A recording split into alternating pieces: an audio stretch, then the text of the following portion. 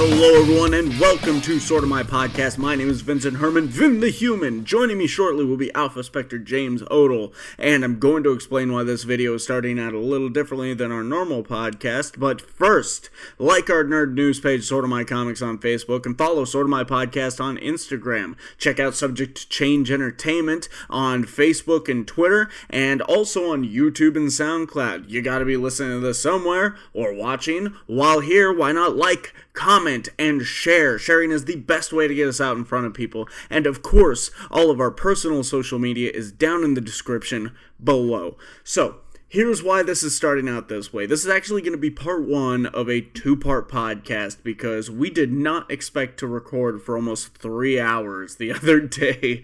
It turns out E3 was a lot more discussion-worthy than we had expected. So, this first part here is going to be our new Rant or Bant section, followed by our polls, another new segment on the show, and then we're going to get into E3.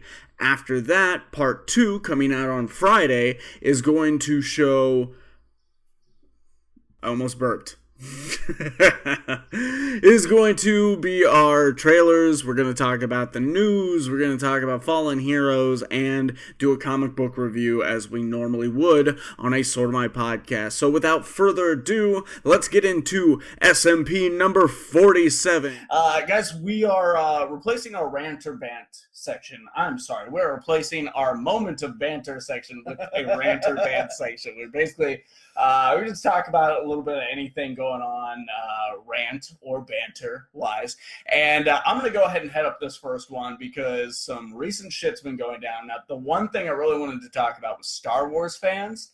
And I'm actually going to save that for our very first SMP one-shot. So look for that coming soon. It's going to be me bitching about how much I hate how much Star Wars fans hate Star Wars.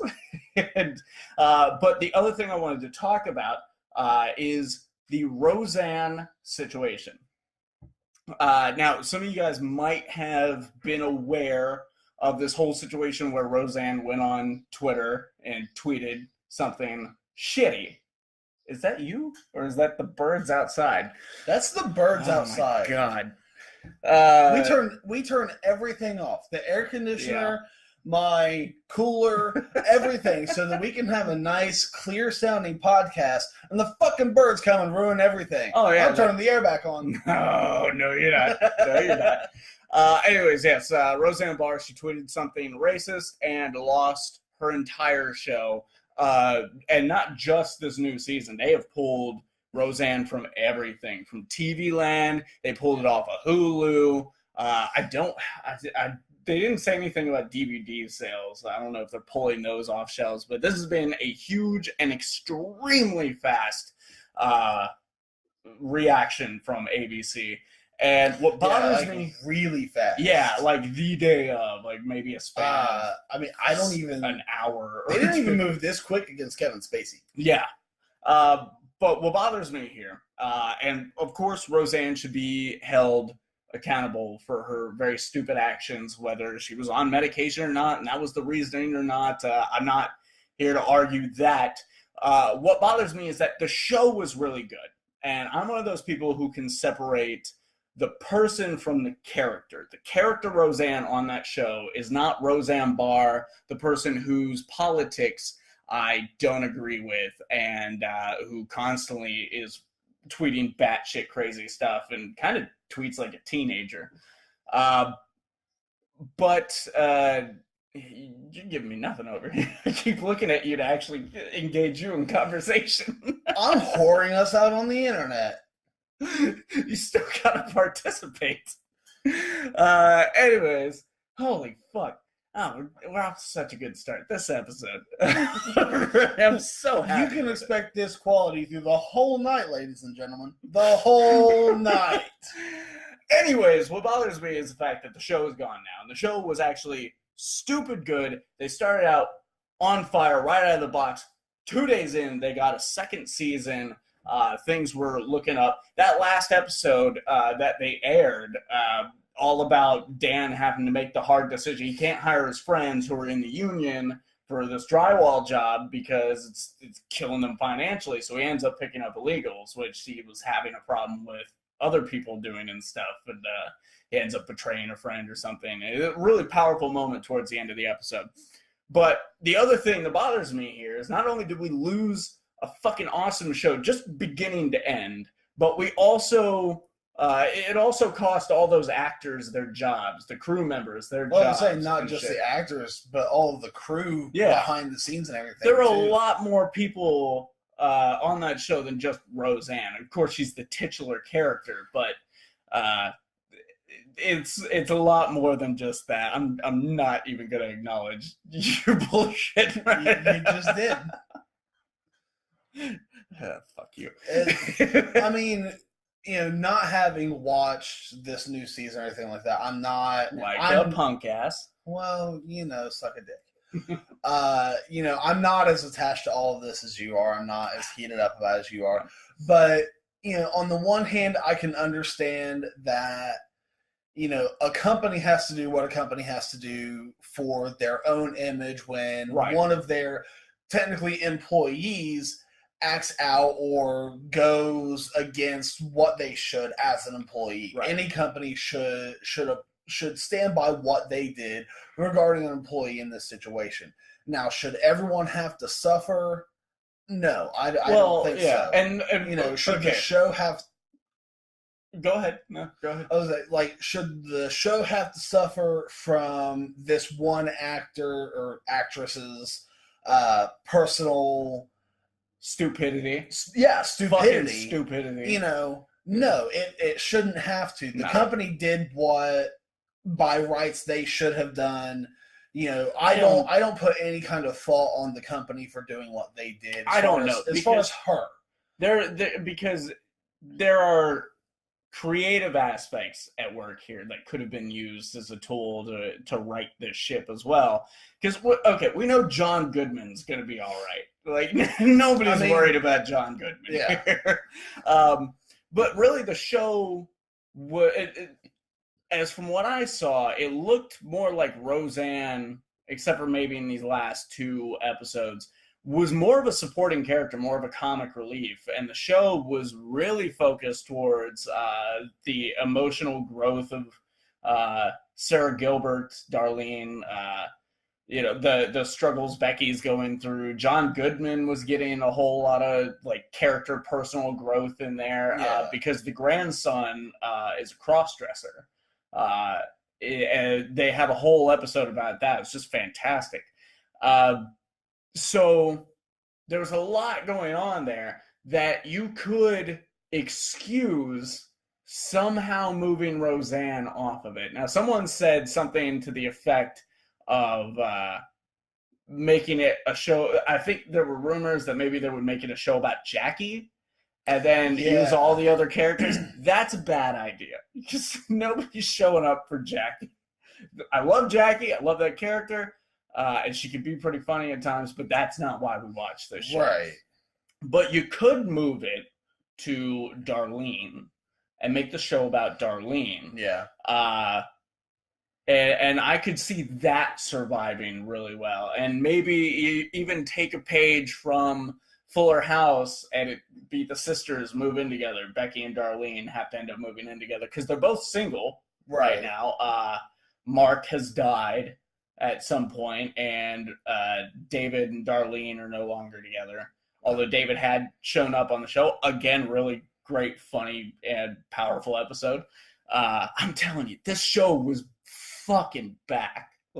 It had never lost traction. Or not traction, but momentum. Right. It just came right in hot.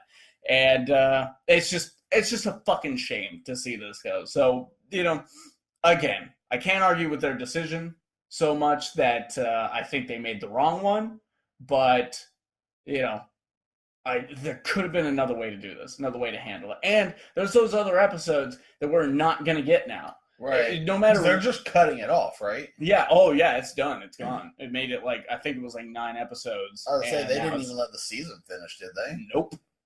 Whole cliffhanger at the end of that episode. How the fuck are the Connors gonna recover from this situation?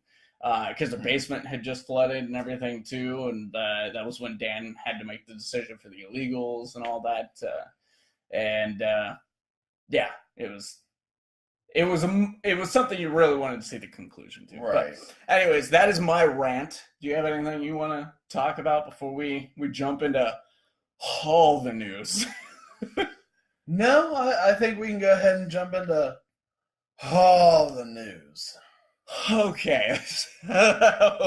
All right. Some of you may be aware. Well, actually, I forgot about our news segment, the STC Polls. Guys, we started putting out weekly polls, which I totally forgot to do today, on the Subject to Change Entertainment Facebook page. Now, we've had 4 since we started doing this, but I chose to focus on 2 specifically. Now, when we asked you guys which Star Wars story you preferred, 101 of you guys voted. Rogue One beat Solo, 61% of the vote. What do you think about that? Did you see Solo yet? I never had a You chance are to see part Solo. of the problem, you son of a bitch, and I'm going to bring it up in my rant. You can bring it up in your rant. You can bring it up that my job needs to pay me more so I can afford to go to the movies. $5 on Tuesdays, sir. I'm $120 in the hole. What's another $5? That $5 turns into 40. That's what. Worth it. No. Worth it to support Star Wars. But so you didn't see that. So, but you know, what were your general thoughts about Rogue One? The Rogue One I enjoyed. As a standalone / tie-in movie, I felt it did what everyone wanted it to. It was different, and that's what I wanted. It wasn't, because I mean, 1, 2, and 3 was kind of a carbon copy of 3, 4, and 5. Right. 6 and 7 so far are kind of following a similar suit. A lot of people will agree with that. You know, we're You'd seeing. be surprised. Well, I mean, there are just as many people that will disagree that will agree. So, you know, but you can see similar elements from the first installment and the second installment of each of the trilogies. Right. But this brought us an entire new feel, like an entire new theme. It was the first war movie in the Star Wars saga. Yeah, I mean, and that's really the best way to put it. Like, multiple troops, like dozens of ships fighting for extended periods of time. One of the scenes that I cannot forget from that movie is when they're trying to make it down through the shield at the end. Yeah. And the X-Wings are trying to make it down before it closes off.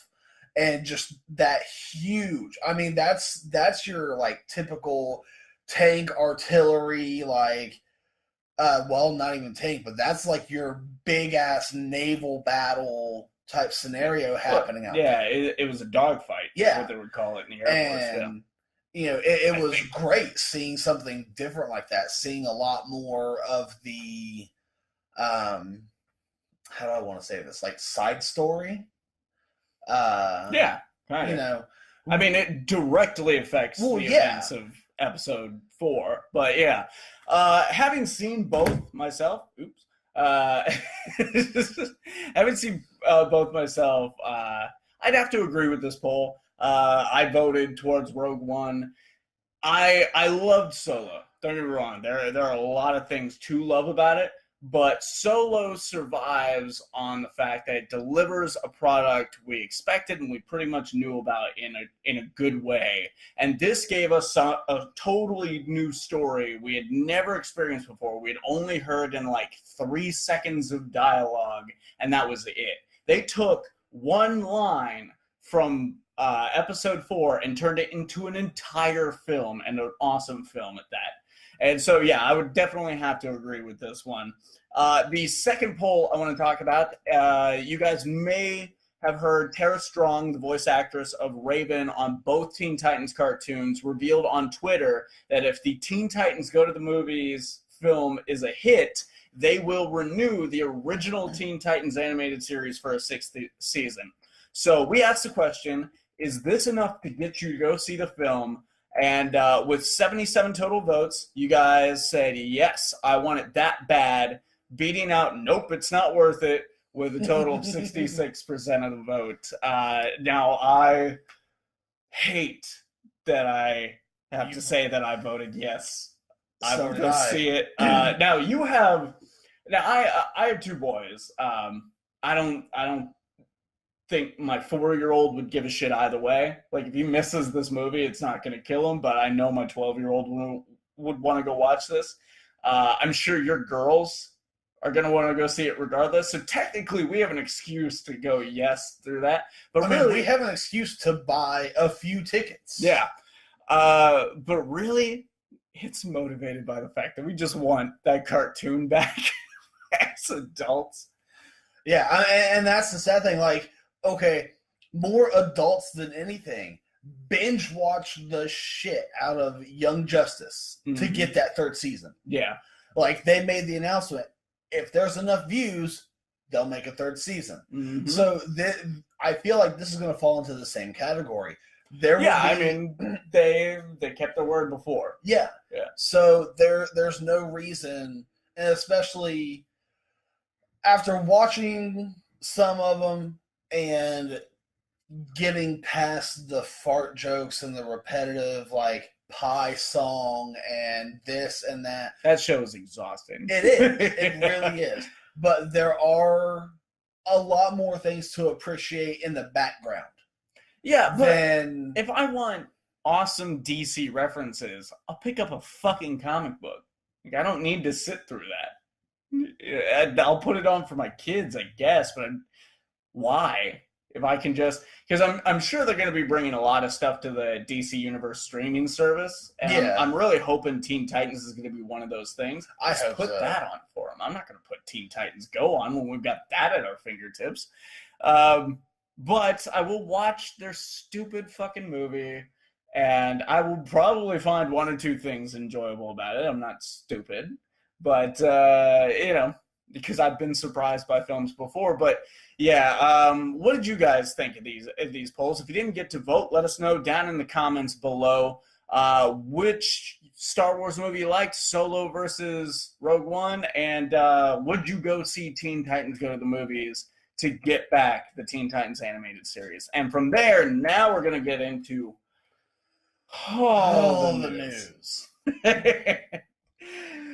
So guys, E3 was this week. It's been a pretty impressive week. It started off last Friday, and it was breakneck pace. I was having so much trouble keeping up on the Sorta My Podcast page. Like, I mean, I didn't manage to make any posts because by the time I got to it, either it was already posted or it was almost dead news. Right. It had been like saturated online that much. Right. But we have some cool announcements. We finally have some really good reveals. Yep.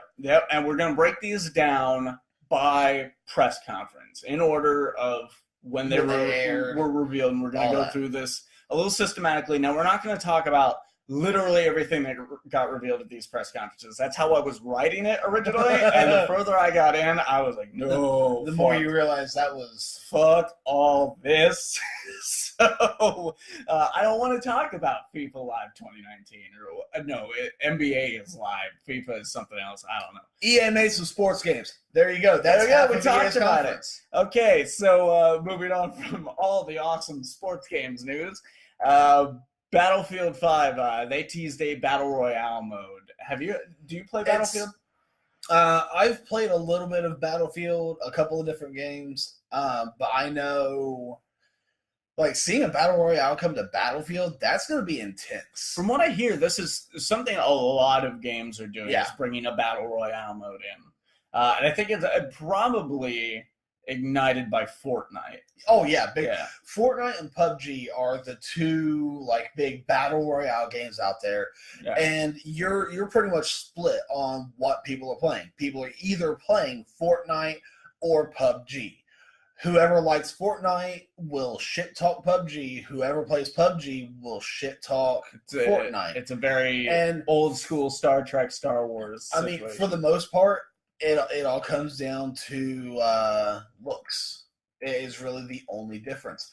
Fortnite is more cartoony, cel-shaded kind of looking game. PUBG is more like third-person Call of Duty. If you know anything about these games, you know what they are. I've played Fortnite. I'm vaguely aware of PUBG. PUBG is Fortnite with better graphics and cars. Okay, I got all I need. Apparently driving a car is a really risky endeavor, though, because you can get killed really easily while you're driving a car. Huh. Okay, well, moving on from that, Respawn CEO announced a new Star Wars game titled Star Wars Jedi Fallen Order, set in the dark times between Episode 3 and 4 when the Jedi were being hunted. I'm pretty excited for this. I know EA has BioWare under their belt, though. Yeah. And I can't help but feel like anytime I hear something new from a Star Wars game, it's not the Old Republic 3. And so there's this part of me that goes, okay. I want this. This sounds cool. From what I hear, you're going to be able to play as a Padawan on the run.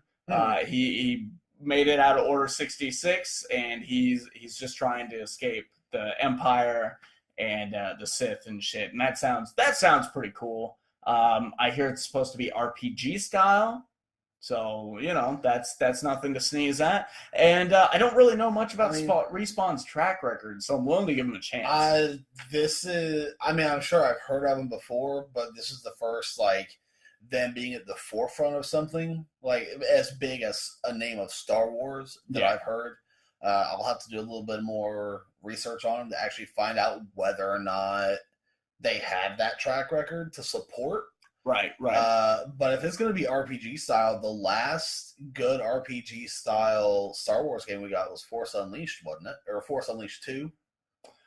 Force Unleashed 2 was not that popular. I think Force Unleashed was, if I'm remembering correctly. People were all about it. Oh, yeah. Until maybe a year or two after it was out, and then for some reason everyone seemed to hate it. They probably did some kind of a patch. No, it added something that just was bullshit. See, this was before then. This was before you had to download an update for every game you own 7 times a week. The story ends, and you have to either kill yourself or you have to destroy an orphanage. Yeah. And that's where everyone got pissed. It took them a year to get there. It was, if I remember correctly, it was how it plugged into the story of Star Wars overall. Okay. That was a problem. And it is a little problematic in that. That's not the Star Wars fans giving us a bad name type thing. That really doesn't fit, and especially now in the new Disney era of Star Wars. That game has no place. Right. I enjoyed it, though. Some parts frustrated the fuck out of me because they were just too hard, but that's gaming for you.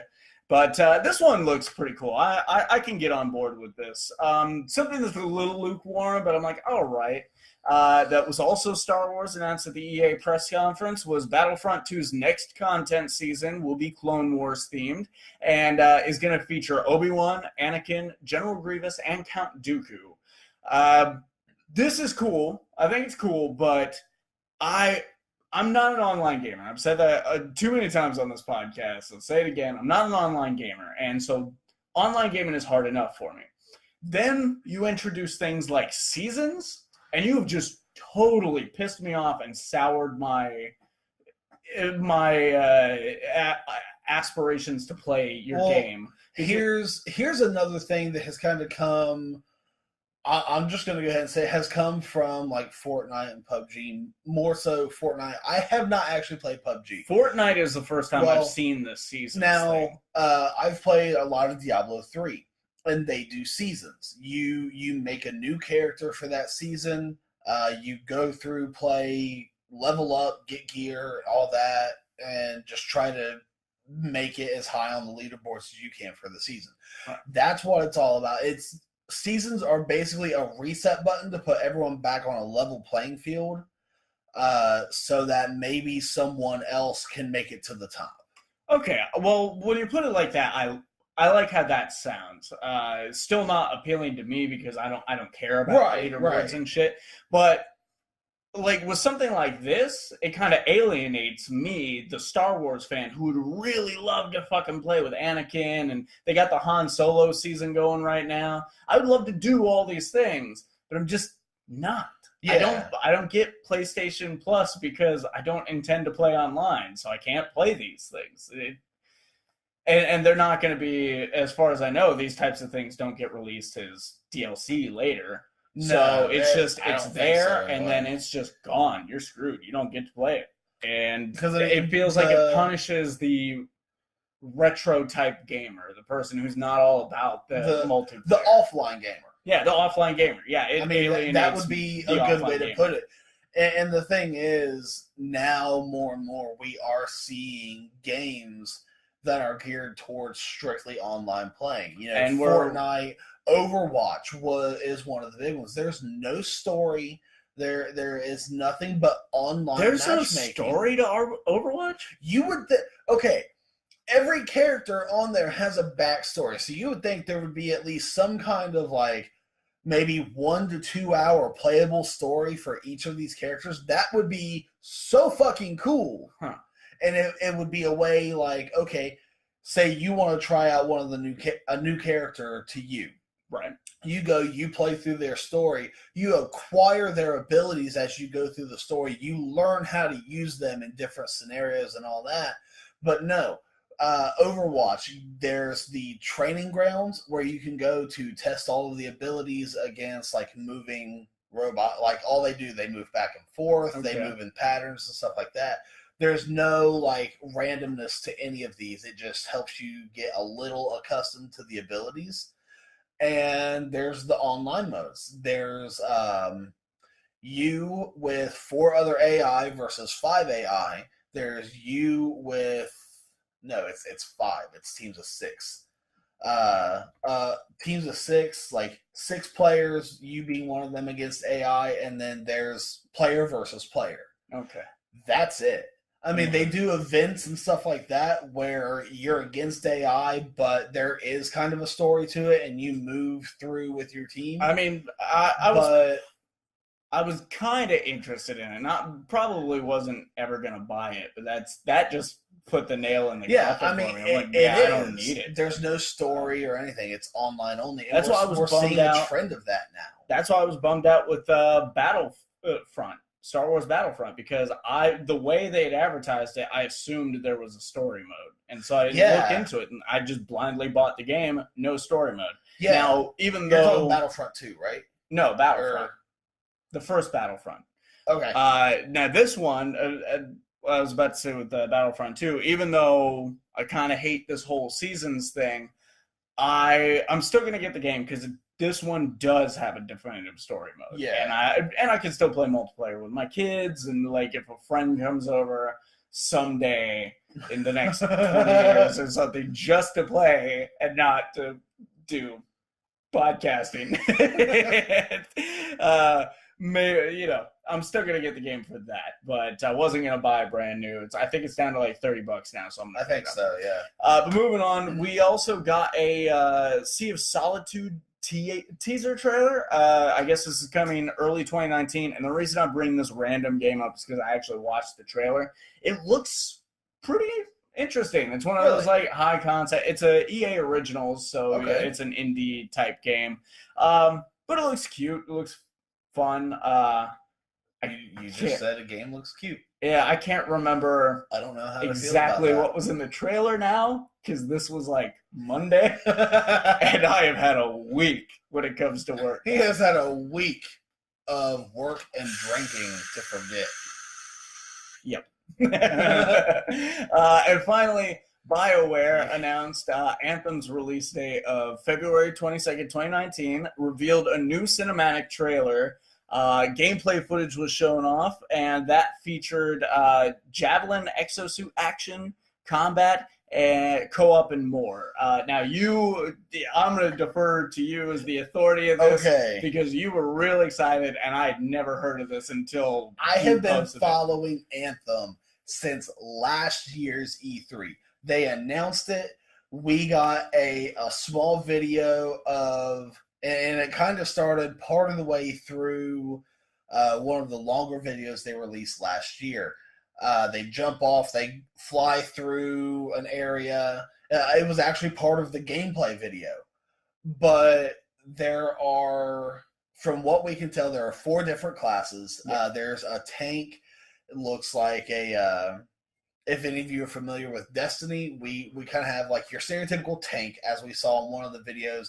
He makes a shield, like a full-on shield, and runs through a bunch of mines, takes no damage. Classic team-based gameplay character. The only thing that I haven't seen is like a healer type class, but the one that kind of floats all the time, maybe. I'm just not sure.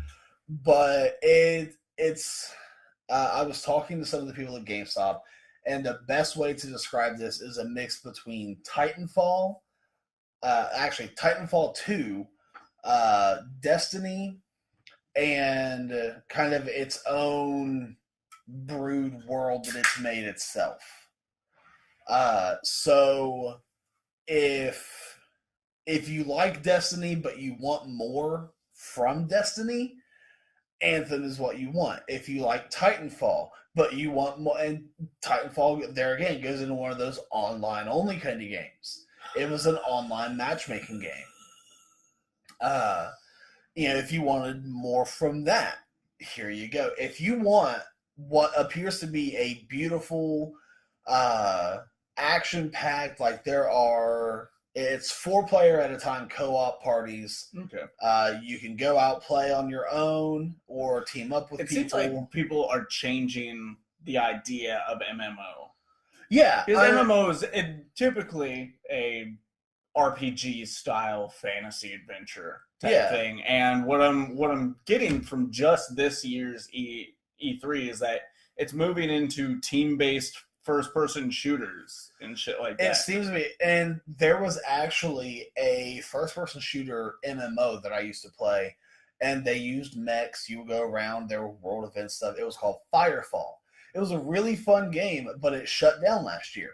But Anthem has been one of those games, and I'm just going to go ahead and say it, me personally, it's going to be a Destiny killer. Like that. That is a bold claim there. Well, sir. You can ask a lot of people. Destiny's great when it first comes out. Yeah.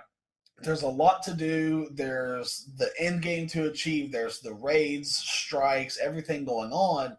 But then you plateau really fast, and it just gets boring as shit. And there's nothing to do until the next DLC drops. And the kicker right now is what they're about to put out, their next big expansion, essentially.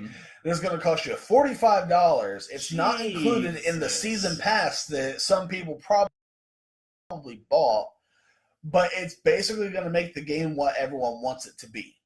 Can't we just go back to unlockables? You mean like what Spider-Man's going to be doing? Yeah, more or less. Take a hint from Spidey. Take a hint from fucking Marvel. Yeah.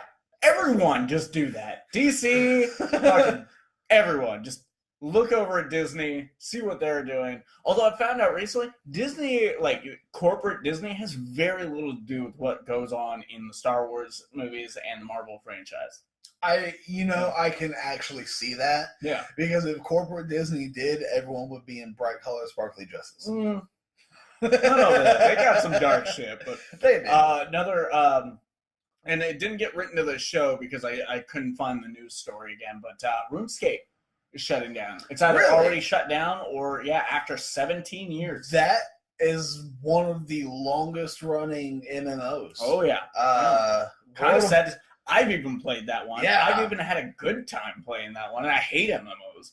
So, I think World of Warcraft has been running since like 04, 05. Yeah. Was when like the beta came out for vanilla. Well, I think it said 17 years. For World of Warcraft? Yeah. Oh, not World of Warcraft. RuneScape was like predates early 2000s. Yeah. And I mean, there are still loyal players to that game. Yeah. After all these years. Makes me wonder why they're. I really should have read the news story. Well, I mean, the thing is, the player population has probably went down, and like certain transactions have probably tanked so far that they can't support to keep the game running anymore. Yeah, that's usually what ends up happening. I don't know what server situations cost, but yeah, I I'd mean, imagine hosting a lot of down times there. free-to-play games like that, they have their online. They have a store where you can pay money for certain things. That's how they stay afloat. If they don't have like enough of a player base keeping cash flow from that store, they'll tank. That sucks. Yeah. Moving on though, because that's just one press conference. I think we still have what, 6 to go? I think 5 6 total. So So moving on from that, we're hitting the Microsoft press conference now, and the first thing that got shown, not the most important to me, but I think probably the most exciting to a lot of gamers, Halo 5 Infinite was announced with a cinematic trailer. Didn't really show off much. They didn't really tell us much about it, but we know Master Chief is back. Well, yeah. I mean, honestly, it's really hard to continue like a main story Halo franchise. Like they can have all of the one-offs that they want. Like when the licensing switched, though, didn't they kill him off because he wasn't in like the last 2 games, right? As far as I know, the last 2 games, I'm pretty sure he was part of Halo 5. Don't quote me to that because I could be wrong. I played Halo 5 for all of about an hour online and took it back. I just didn't like it. I really enjoyed Reach. It was really good. Okay. 4 was great. 2 and 3 was where I started in the franchise. And of course, 3 was starting the last one I played. You know, you go back, you play the first one, and then you go through the rest of them because of your interest in the later ones. Right. And you see how the series evolves. And yeah, without Master Chief, I think that's why they kind of saw some of their sales dwindling. And you have to wonder if they're going to institute more focus on story again. Not obviously the pull is the online play for Halo players. That's why they come to the party. But from what I understand, there was a storyline, a story mode with the original games. And so you have to wonder, are they going to bring that back? Are they going to focus on that again and make that good and hope that keeps people around and then the online is there? No, this is just me as a non-online gamer. I'm like, well, that's what I want. mean, that is one of the things, though. There's always been a very detailed story mode to, like, it's the campaign mode. And a lot of players go for Halo for the campaign mode before they even start playing online. Damn. Like, they will play through that campaign. And most people, if I remember right, the campaign, it's not super long. Like, you can get through the campaign in about a day of playing. Not 24 hours, but, like, you sit down. Like a solid 6 hours story. Probably, I'd say 6 to 8 hours is the average. And then they jump over to online. Then you have your people that strictly buy for the online play. Mm-hmm. You have your Halo people, Call of Duty people, Battlefield people, etc. But Halo has always had a great story. Yeah. And to even consider taking away from that, like you can't, because that's what has made the series stand out. And it's given a little bit of a boost to the multiplayer. I would argue that it hasn't. And my reasoning for that is that, like, there are plenty of games that I'm aware of the story and, like, why people flock to that game for that reason.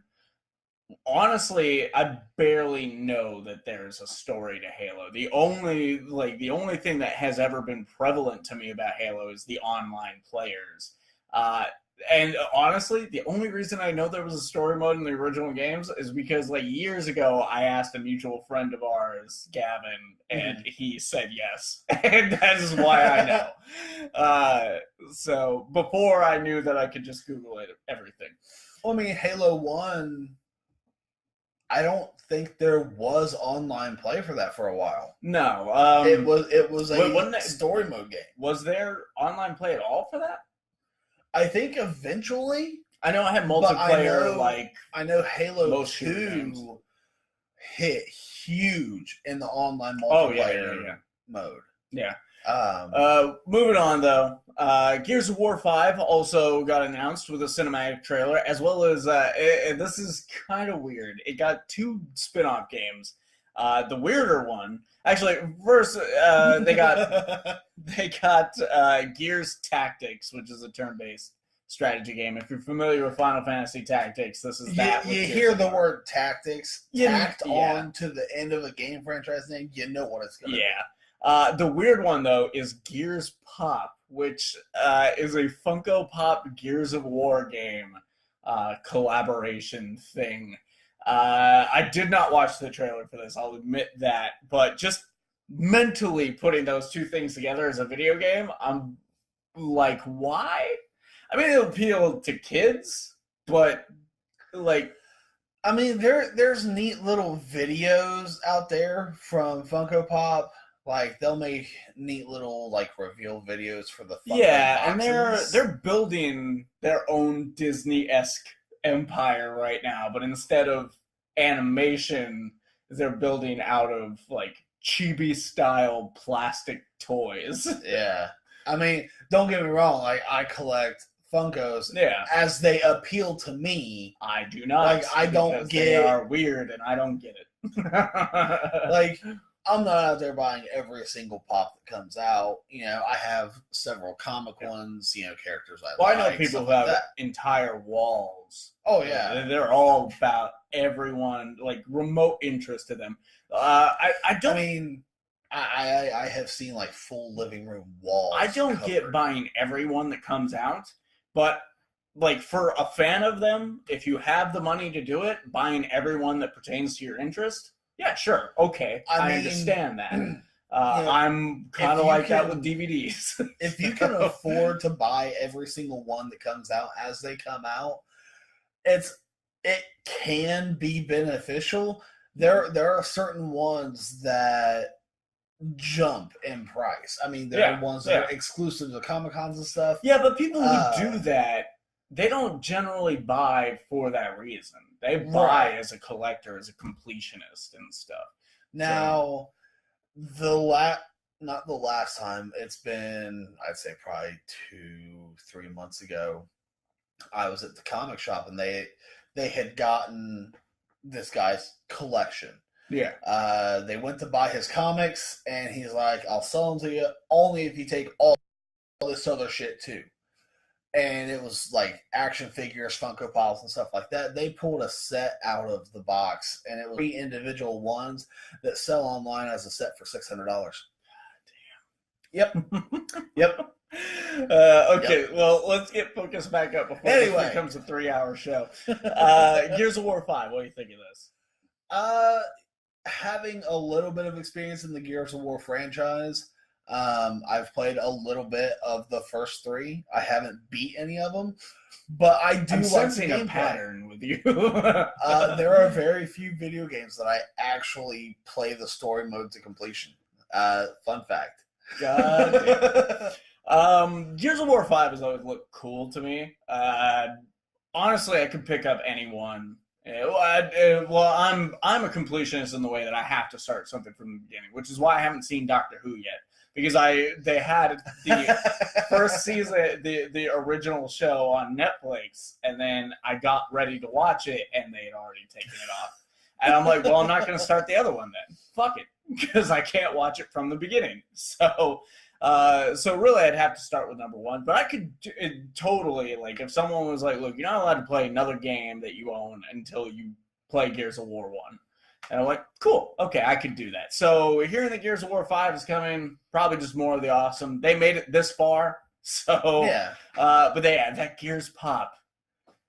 That's a little weird. Watch out! Once Disney's done with it, they're going to be buying the Marvel franchise. Marvel Pop Infinity War. The MPCU. I don't want it. I don't need it. You know what? But it doesn't matter because I'll still have the MCU. I don't have to watch the Funko Pop movies. It's 30 years still here. we can still go back and just rewatch the good stuff. I can't believe just like Teen Titans. I can't believe I'm complaining about a cinematic universe. Like, it doesn't even theoretically exist like 10, 20 years down the road. Cyberpunk 2077 got a reveal trailer, and it is sci-fi as fuck. See, I didn't catch this one. You didn't see this? Oh, you should have watched it. Really, I couldn't tell you what happened. Nothing really happened. I didn't catch a lot of Microsoft. It's just the cinematic trailer kind of just showed off the world a bit. And when I say sci-fi as fuck, I mean like the fucking bread is sci-fi. That's not a literal pull from the trailer, but I assume if someone were to be like, hey, at some random point during the game, they're like, hey, look at this bread. And it would be so fucking cyberpunk. It would be ridiculous. It would be able to, like it would have the coming news out of it, a machine. It would have the news streaming across it for some reason.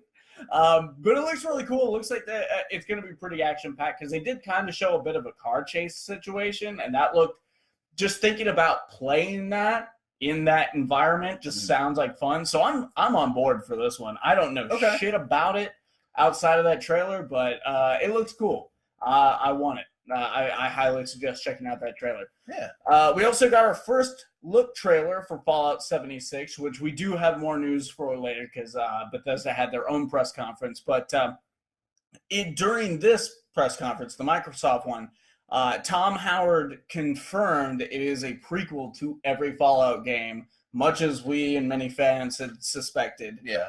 It's set in the hills of West Virginia, so it's going to be familiar territory for us. And it's 4 times larger than Fallout 4. Jesus! I did not catch that information. Times. And that is... But, damn! And I think I have a quote here. Players will take on the role of one of the first to emerge from in an untamed and very different wasteland. So we're gonna see like fresher cars. Like this is like right after, like 20 years after. I was gonna say, isn't this like it's like what 26 years? The game takes place 25 years. 25 years. I believe the vault was supposed to open 20 years after. Okay. So you're gonna see like things like freshly I assume mutated super mutants are gonna be very different. Like you're gonna see a lot of animals that are gonna be fucking crazy. Like. Not like the Yao Guai or the blood bugs and shit that we've seen before, but just these like wild mutated shit. Are we gonna have death claws? I assume we'll have an early evolution of Deathclaw, and that scares the fuck out of me. Right now, granted, I could ask this now or I could ask it later during the Bethesda conversation, but what do you think the Deathclaw mutated from? Oh, I don't know. Iguanas, maybe? Like, we go Godzilla with those things? See, I don't think I can go reptile. It looks reptilian, though. It does, but it also looks so many other things. What do you think? It's really hard to pinpoint. Oh, what a cop-out. No. Way to not engage the conversation. Honestly, like, a couple of my first, like, okay, what could a Deathclaw be? I'm thinking, like... Badger or I'm thinking like some kind of a unassuming smaller like woodland vicious creature. Well, also look at the way that they act. They're very aggressive and territorial. Yeah. They protect their young like crazy, and they have horns. What about cows? I mean, we have the Brahmins. Maybe not so much cows, but what about goats? Goats could be an option as well, yeah. I mean, the horns could be a mutation. It could be like from their, what would you call like their base, their parent animal? Chromosome. Yeah, like it could be just something that's part of them. What do you guys think? Yeah, let us know. Let us know down in the comments below. What do you think the Deathclaws have evolved from, like, mutated from? What do you think the early appearance Deathclaw is going to look like, too? That's a good one. Everyone draw a picture. right now. Did you do it? Still got nothing. Yeah, goddamn. All right, well, moving on. Devil May Cry 5 was revealed with a trailer, and it's got me excited for the DMC franchise again. I did not give a fuck about that last game. That was literally called DMC. DMC. Yeah, I couldn't have cared less. Now, this looks, if I'm not mistaken, did you see the trailer for this? Did you watch it? I think I saw a couple of screenshots, but I didn't catch the trailer. I think it's got Dante and the other Dante from DMC. You're talking about Nero? Oh, was that not Dante in DMC? No, that was a completely different I thought character they called just Nero. remodeled Dante. Fun fact, one of our my favorite Power Rangers voices Nero. Really? Johnny Young Bosch. Oh shit! Also, that's awesome. Bleach. He does so much anime shit. So it's right, and video game stuff. That's cool. But but it looks to be it's a direct sequel to that as well as the Devil May Cry franchise. I can see that because that was popular with a lot of people. Nero became a really popular character. Yeah, really? Yeah. Oh, wow. And I guess because I had picked it up and played about, I can't remember how far through I made it, but I let someone borrow it because I had got something that I was starting to play, and I don't think I ever got it back. That one wasn't me. No, it wasn't you. I don't remember who I let borrow it. Okay, so cool. It sounds like this one's got, I mean, I already know it's got solid foundations from 1 through 4. Yeah. This is one of the few franchises I've played a lot of the games for. I played 1 through 3. Love them. Never played 4, but I was excited for it. Maybe I'll get to that well before I get to this. I don't think I ever actually played 4. Really? Because DMC was between 3 and 4. I remember 4 being announced. It just kind of came and went. Very. It just kind of slid under the radar. To the side there, and I was like, okay, we'll get there someday. And then I totally remember DMC, and like I said, I didn't give a shit about that. We also got a reveal of a new game from Software, Sekiro Shadows Die Twice. It is set in feudal Japan. You play a ninja with a grappling hook and a prosthetic arm. And I'm bringing this one up for the same reason I brought the other one up. It looked cool. I actually watched the trailer for this. It is kind of Dynasty Warriors inspired, but it's got a much more unique story than that. Okay. And I mean, you're a fucking feudal Japan ninja with a fucking metal prosthetic arm. That's gotta be cool. There's gotta be something. Can you use there. it? Yeah. Oh yeah. Is that where the grappling hook comes from? I think.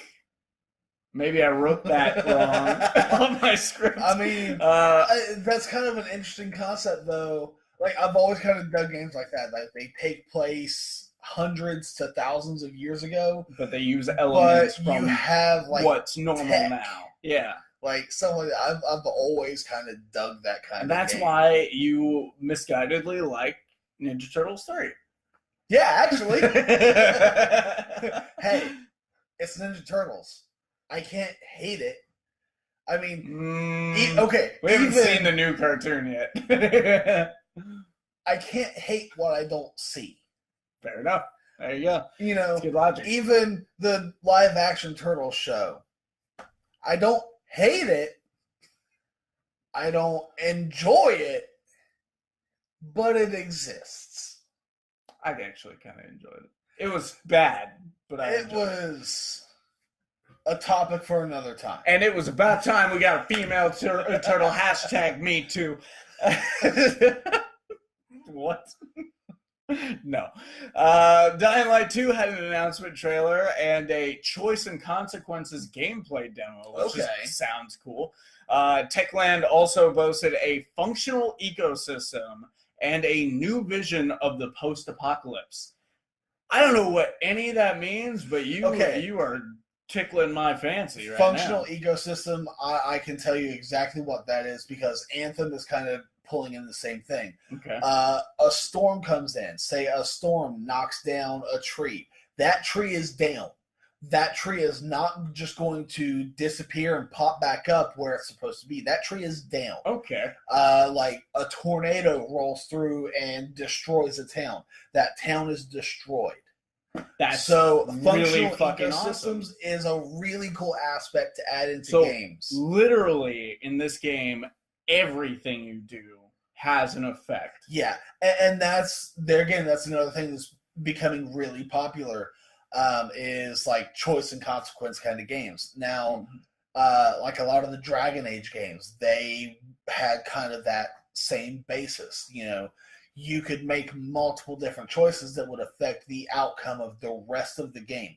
Yeah, I remember You say the wrong thing to the wrong person, and you no longer have interaction with this person who could have helped you. One could directly affect two. The first game directly affected the second game. Exactly. Yeah. And so having, and I guess that kind of plays into the functional ecosystem as well, because if you burn a bridge with one person, that could affect other interactions later on. Wow. So, like, games like this are becoming really popular. That Detroit Being this Human. One, I can definitely get this emerging game aesthetic. I can definitely get on board. Absolutely. That's something I've been excited for. I don't know much about Dying Light. I've been aware of it. I know of its existence, but I didn't really know anything. From what I know of the first one, I never got a chance to play it, but I know it was post-apocalyptic. Well, it was post-apocalyptic, like zombie-esque. Yeah. There was always like a mystery zombie kind of thing, like in like some of the online matches and stuff you would play. Yeah. There was always one zombie in the horde controlled by a player. Okay. So it was similar to the Evolve. I think it was one of those things where I was burnt out of that type of genre at the time, so I just didn't pay any attention to it after I found out what it was. But I don't know. This sounds pretty cool. Choice and consequences, functional ecosystem, a new vision of the post-apocalypse. That just sounds attractive all on its own. You could probably sell me on a lot of movies that way, too. Oh, yeah. We also got our first real look at Shadows of the Tomb Raider with a story trailer. And we also got the release date, September 14th, 2018. Okay. This looked really good. This new Tomb Raider franchise, I'm totally on board with. Still have not played either of the two games, but I've played the first one. Yeah. I've sunk probably about 20 hours in, and I haven't even scratched like halfway through the game.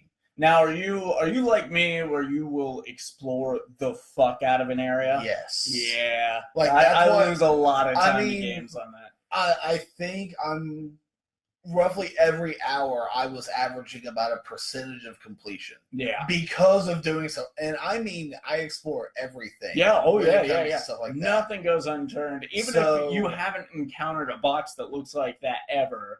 Or you've encountered it. Check it out. Yeah, or rather, what I meant, you've seen that box like 100 fucking times. It's never been anything. You're still gonna walk over to that box. Oh yeah. And now see, a side note to that. I love playing games like that, but I hate watching people play games like that. It aggravates the shit out of me. I'm like, just go on. Keep going. It sucks. But no, this looks really good. Like I said, it's a story trailer. She is a raider of tombs, and there are bad guys. You know what you're gonna get. It's not about that. It's about how they play it out in this one. Lara Croft, Tomb Raider. It's always the same. It's an institution. Yeah, you know what Lara Croft Tomb Raider right. is. You know what she does and all that. And if you've been playing Tomb Raider and Rise of the Tomb Raider, now this, dare I say, she's a real raider of tombs. Yeah, might raid her tomb. Whoa, hey, now we already made one Me Too reference. Hold on now. But yeah, that looked really cool. Another thing that looks really, really, really cool, and I know, oh my god, here's the thing. I get excited for this type of thing, and then I think about the type of people who are going to get really excited for it, and I get annoyed. And this was a game called Jump Force, a Shonen Jump themed fighting game. They got a reveal trailer showing off characters from Naruto, One Piece, Dragon Ball Z, and Death Note. And the thing that attracted me in this, because I could take a leave Naruto, don't really care. Love Dragon Ball Z. Never seen Death Note, but I'm interested, and I don't like cool. One Piece at all. One Piece it fits in the anime world. That's as much as I can say about it. I know what I'm talking about with it. I don't like it. It's annoying. It has such a huge following. Right? I don't understand it. I don't understand and how. This isn't just I don't get the show. The show is cut and dry.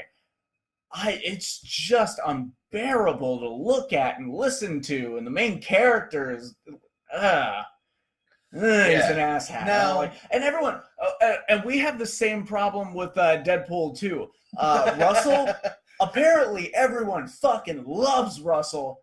Hate him. You're talking about Russell's the kid, right? Yeah. Hate the fucker. Hate him. So maybe it's just us. I think it's just us. Maybe I haven't went in drunk enough to enjoy the show. Maybe that's what it just boils down to. You get through the first 4 seasons with a good buzz going, and the rest just kind of fly by. Oh God, I should have brought more beer up. Oh no. Now, if they would have included other things. Well, I'm sure this isn't the only characters. I think these were just for the reveal trailer. I'm sure there's a lot more coming. Shonen Jump has featured Pokemon at one time too, right? Yeah. I mean, that's a possibility. There's so many different Shonen Yu-Gi-Oh! Yeah. There were 2 different Dragon Ball Z characters, Frieza and Goku, in the trailer. So it's possible we might have more characters from each show. Well, I mean, this could be a huge roster for all we know. We got almost zero info. Now, see, here's the thing: when you go into a game like this, especially a fighting game, which I know we'll talk about another one here in a little bit with a big roster. Ooh, huge. But you get into a game like this where it spans decades. Of characters. And we're not, and there's the popular things like what was named and what was shown, and even without being named, Bleach, Yu-Gi-Oh, Full Metal Alchemist, right? There are so many different things. And there are obscure ones too. Maybe they're bringing a couple of obscure characters. I mean, you never know. I don't know. I'm not that well versed in manga. So neither am I. I'm with manga, whatever have you. I'm aware of it. I'm aware of a lot of what's going on. I'm aware of a lot of what's going on, and I've read some Dragon Ball Z and Pokemon. And I was going to say, there are hundreds of volumes of certain runs of manga. Yeah. No, I don't have that kind of dedication. Ooh, what if Inuyasha? Yeah, actually, I think that's part of Shonen Jump. I can see some Inuyasha in that game. Anyways, we haven't had anything from that in a while. No, when this they could finally be a good comeback. They ended that show a couple years ago, right? A few years ago. Yeah, no, it's been longer than that. I think the show finally came to a conclusion. 2012. Wow, 13? that far back. Okay. Something like that. Again, don't quote me. And there's been nothing, as far as I know. There's been nothing out of Inuyasha since then. But nothing. I don't even think there's been a movie. No. And normally, when something ends, you still get the occasional movie. 16 subsequent movies that come out. But it looked good, looked detailed. It still looked very anime, but it looked detailed anime. Did it kind of have that Dragon Ball Fighter Z? No, because that looks more like classic arcade. This looked, and this may just be cinematic trailer. Or Capcom SNK kind of look. Maybe something. Kinda. There again, this is another one of those that I didn't get to catch.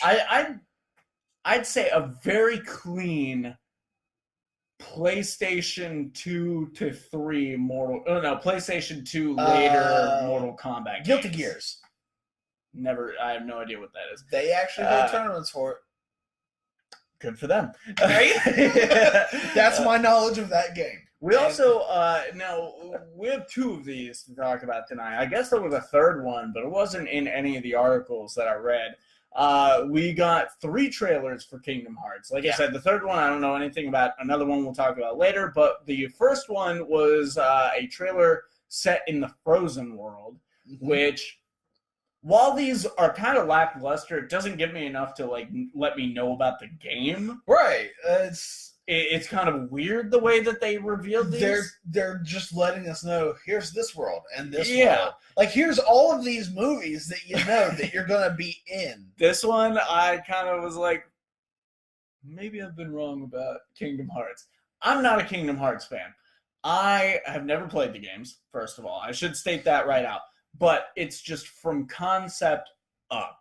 You've got Mickey, the most passive-aggressive guy ever. There's a reason Disney was built into one of the happiest places on Earth, and it's built off of the back of Mickey's eventual character. Because Steamboat Willie, Mickey, ruthless fucker. But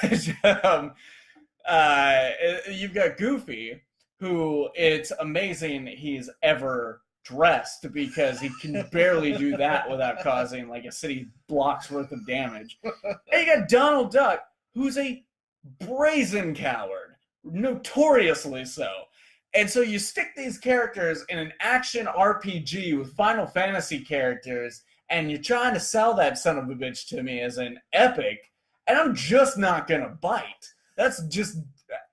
Now... And you could say alternate universe.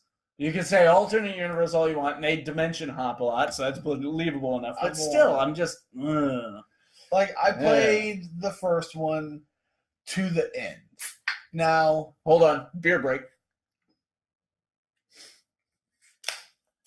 Oh, you really let me down with your noise. Well, I had already cracked it so that I didn't make any noise when I opened it. I'm trying to like you want us to do. I'm trying to make it a thing. Wait, I got this.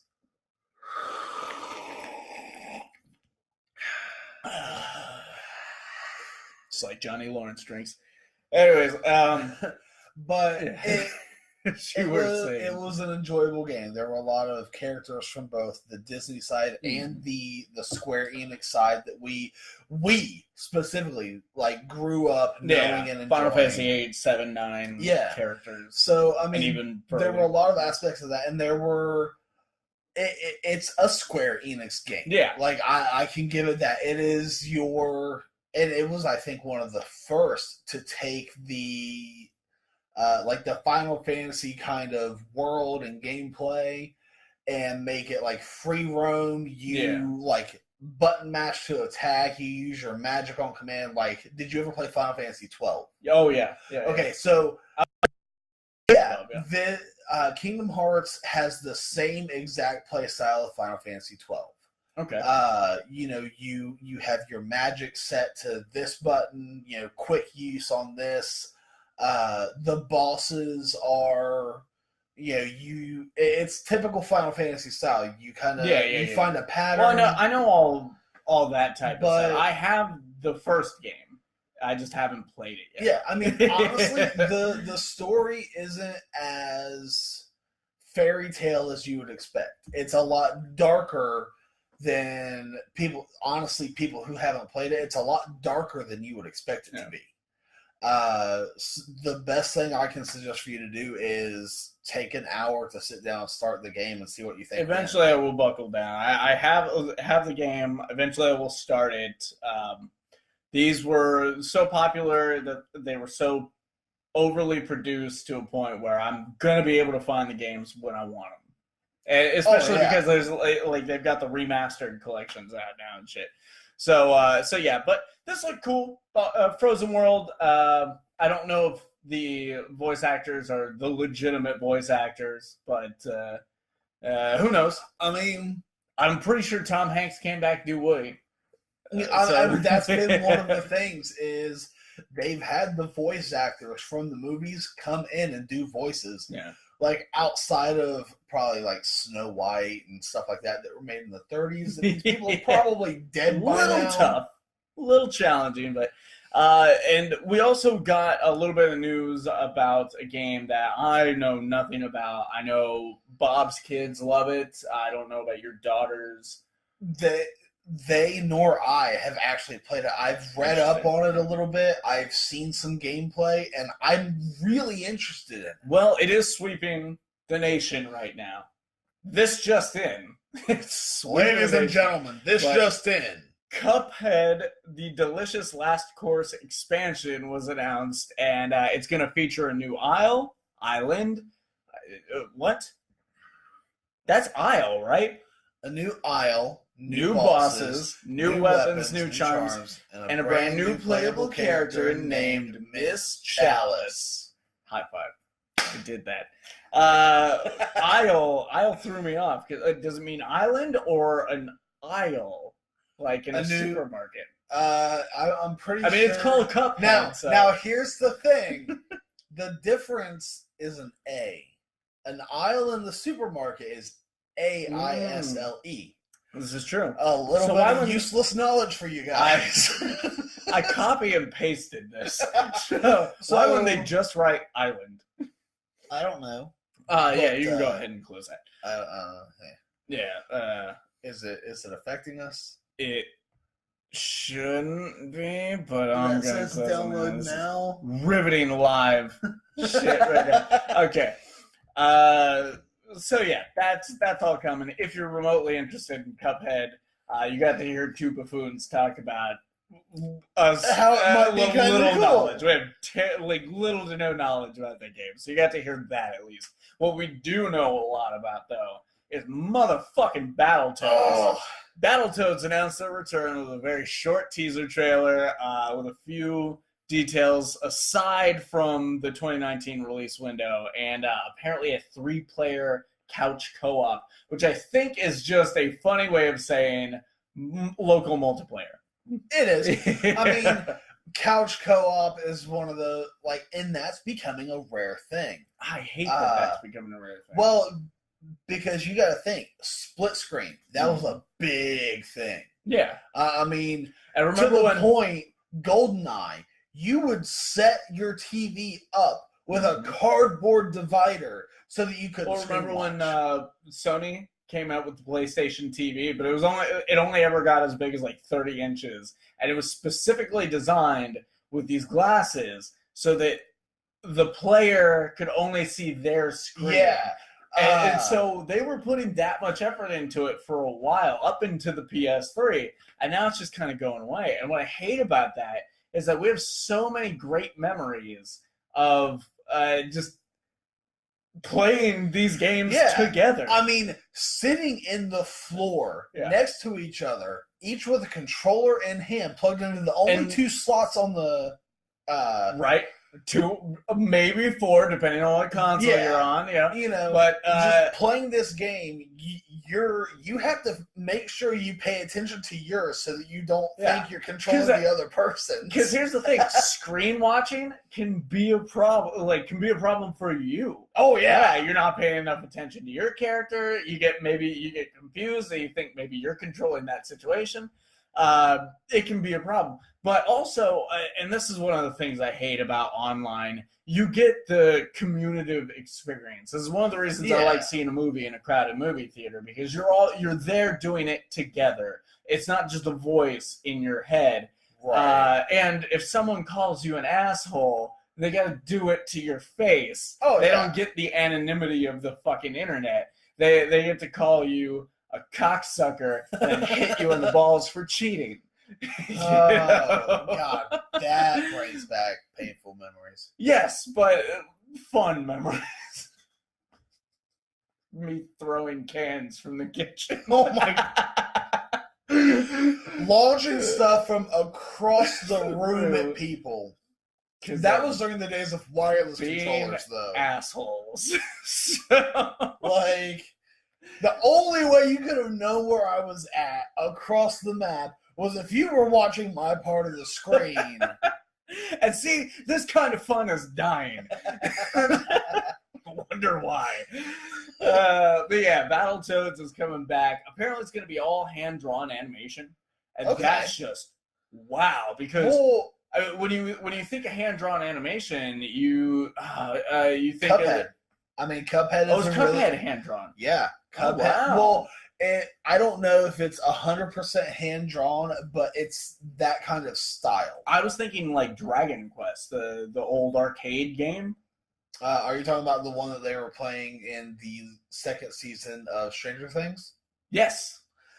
Or was it Dragon's Lair? Dragon's Lair. Yes, it was Dragon's Lair. Now, that was more of a early Flash time kind of game. Yeah, but it was hand-drawn. Yeah. And you were controlling the character in certain when I think like a hand-drawn kind of game, honestly, something like Cuphead, early on kind of game. See, because now I'm considering my words after I've said them, and I'm like, these fuckers aren't sitting down with paper and making this game on a tablet of some sort. Well, that is probably one of those. Yeah. They're going to construct the character model.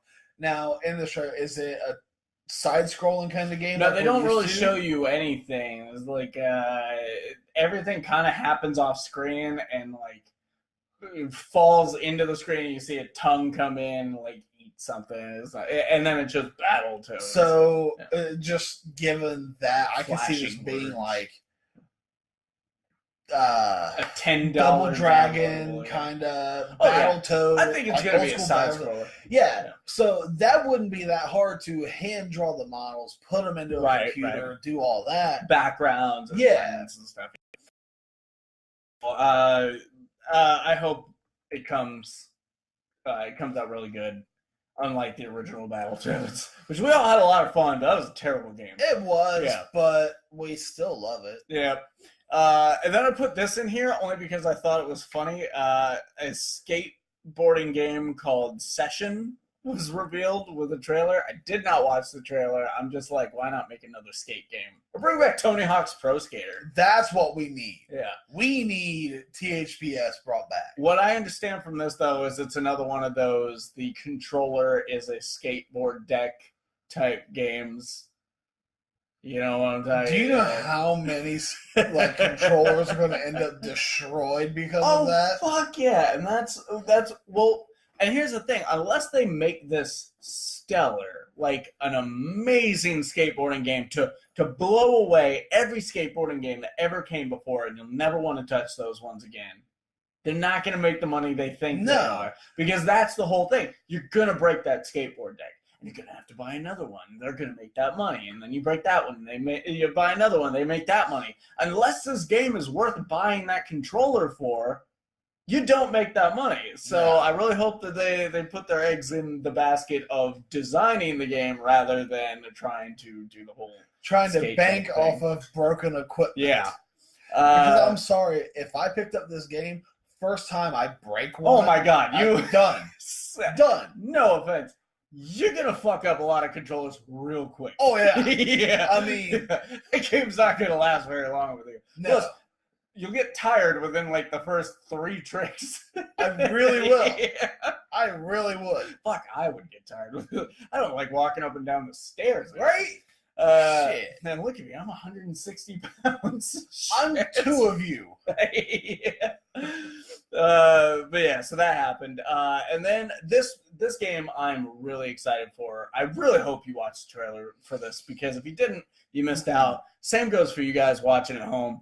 The Awesome Adventures of Captain Spirit was revealed with a trailer. This game is going to break my heart. I can't wait. And it's actually going to be available for free on the 21st of this month, June 21st. For 3 what? For free. You said Did I say 3? You said 3. Fuck you. I'm 1 LaCroix and a beer and a half deep, all right? Cut me some slack. Yeah. I'm on my last one. The last one and only. Ever. Because you're a lightweight. I don't know. This bit's going nowhere. Anyways. And that's going on in the editing room floor. This game was real cute. Again, cute. Well, okay, it's about this kid, and it's going to be very imaginative. And it looks like through the gameplay, you're going to dip in and out of what he's doing with like these toys that he's made, these toys that he actually has, this little costume that he's made for himself, and then it's going to dip into his imagination, and you're going to see and play what he's been doing. But there's also a heavy character aspect to this, wherein there's a few scenes with him interacting with his dad, and his dad seems a little shut down, and then later in the trailer you find out that the mother died and shit. So it's kind of going to be about this kid's way of dealing psychologically with the trauma going on in his life at this moment. And so it's going to be heartbreaking, it's going to be adorable, and it's free. They're like, hey, look at all this really great stuff. Wouldn't you pay $60 for this? Don't worry about it, we got you. We got you covered. Just download the fucking thing.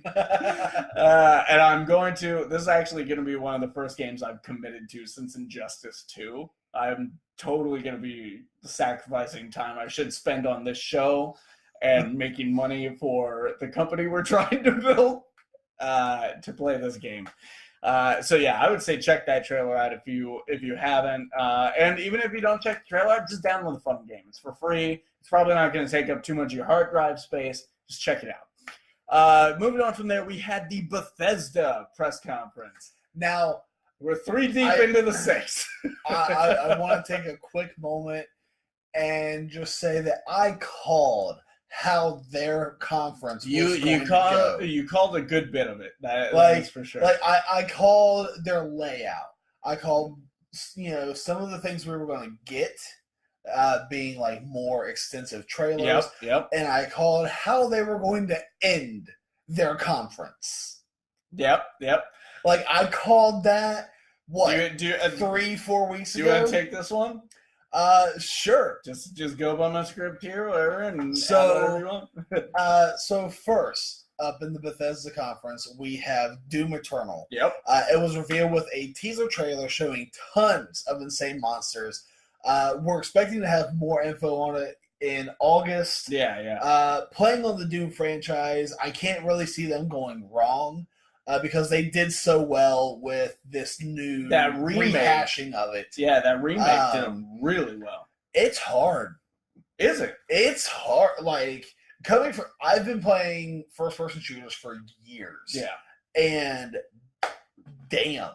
Like I didn't set the kind difficulty. Of scares me off of the game. Well, I didn't set the difficulty at the highest, but Yeah. I'm like, okay, I've played Doom before. I've played first-person shooters, so I go at like normal instead of one notch up. So I'm like, I can handle this. Jesus Christ! Maybe they did that on purpose because they know the gaming world as it is now. It's a lot of first-person shooters, and they didn't want people going into this game going basically what you did. Yeah, I can handle tell you this. what, I'm gonna own this fucking game, take it back, go get something I like better. No, they were like, "Fuck you, bitch! You're gonna put some effort in." Like, listen, you find a shotgun, you got 8 shells. You don't find any shells for a while. You treasure that fucking shotgun. Holy shit! Yeah, but. Like the landscaping, the way that they've merged hell and our world and everything together, it was great. Yeah. So them putting out a sequel to that is like, I don't see how they're going to go wrong. Here's the thing that was weird for me when the remake was coming out, and it looked awesome. I saw the gameplay trailers. I was like, fuck, I can get down with that. The only thing, but there was always this thing. I was like, but I don't know. I think it's because the Doom I know and love looks like shit. It is just god awful as far and it was amazing at the time. Oh yeah, back then that was the shit. But now it's like, God, that is garbage. I cannot wait to get my hands on it.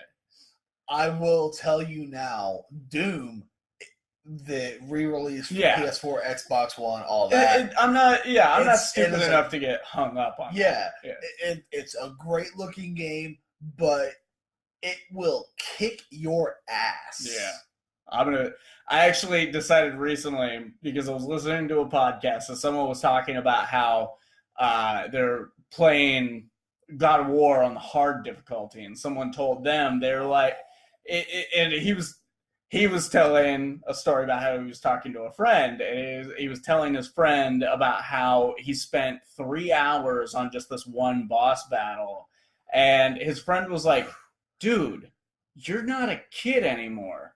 Change the difficulty level and just play the game. Right. And I was like, holy shit.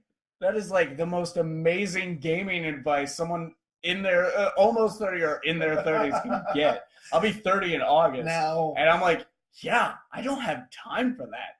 right? And I take on too much stress as it is to get stressed out over a video game. That, like, and they actually, like, in loading screens and everything else, if you have the ability to change the difficulty during a game, they let you know on loading screens that you can change the difficulty at any time via. They're like, hey, look. And they tell you, you go to this, then this, then this, and you can change the You're a difficulty. big fucking marshmallow. You can't handle our simple game here. We put in a little fluffy mode for you. Don't worry about it. And then, then the game reaches out, pats you on the head.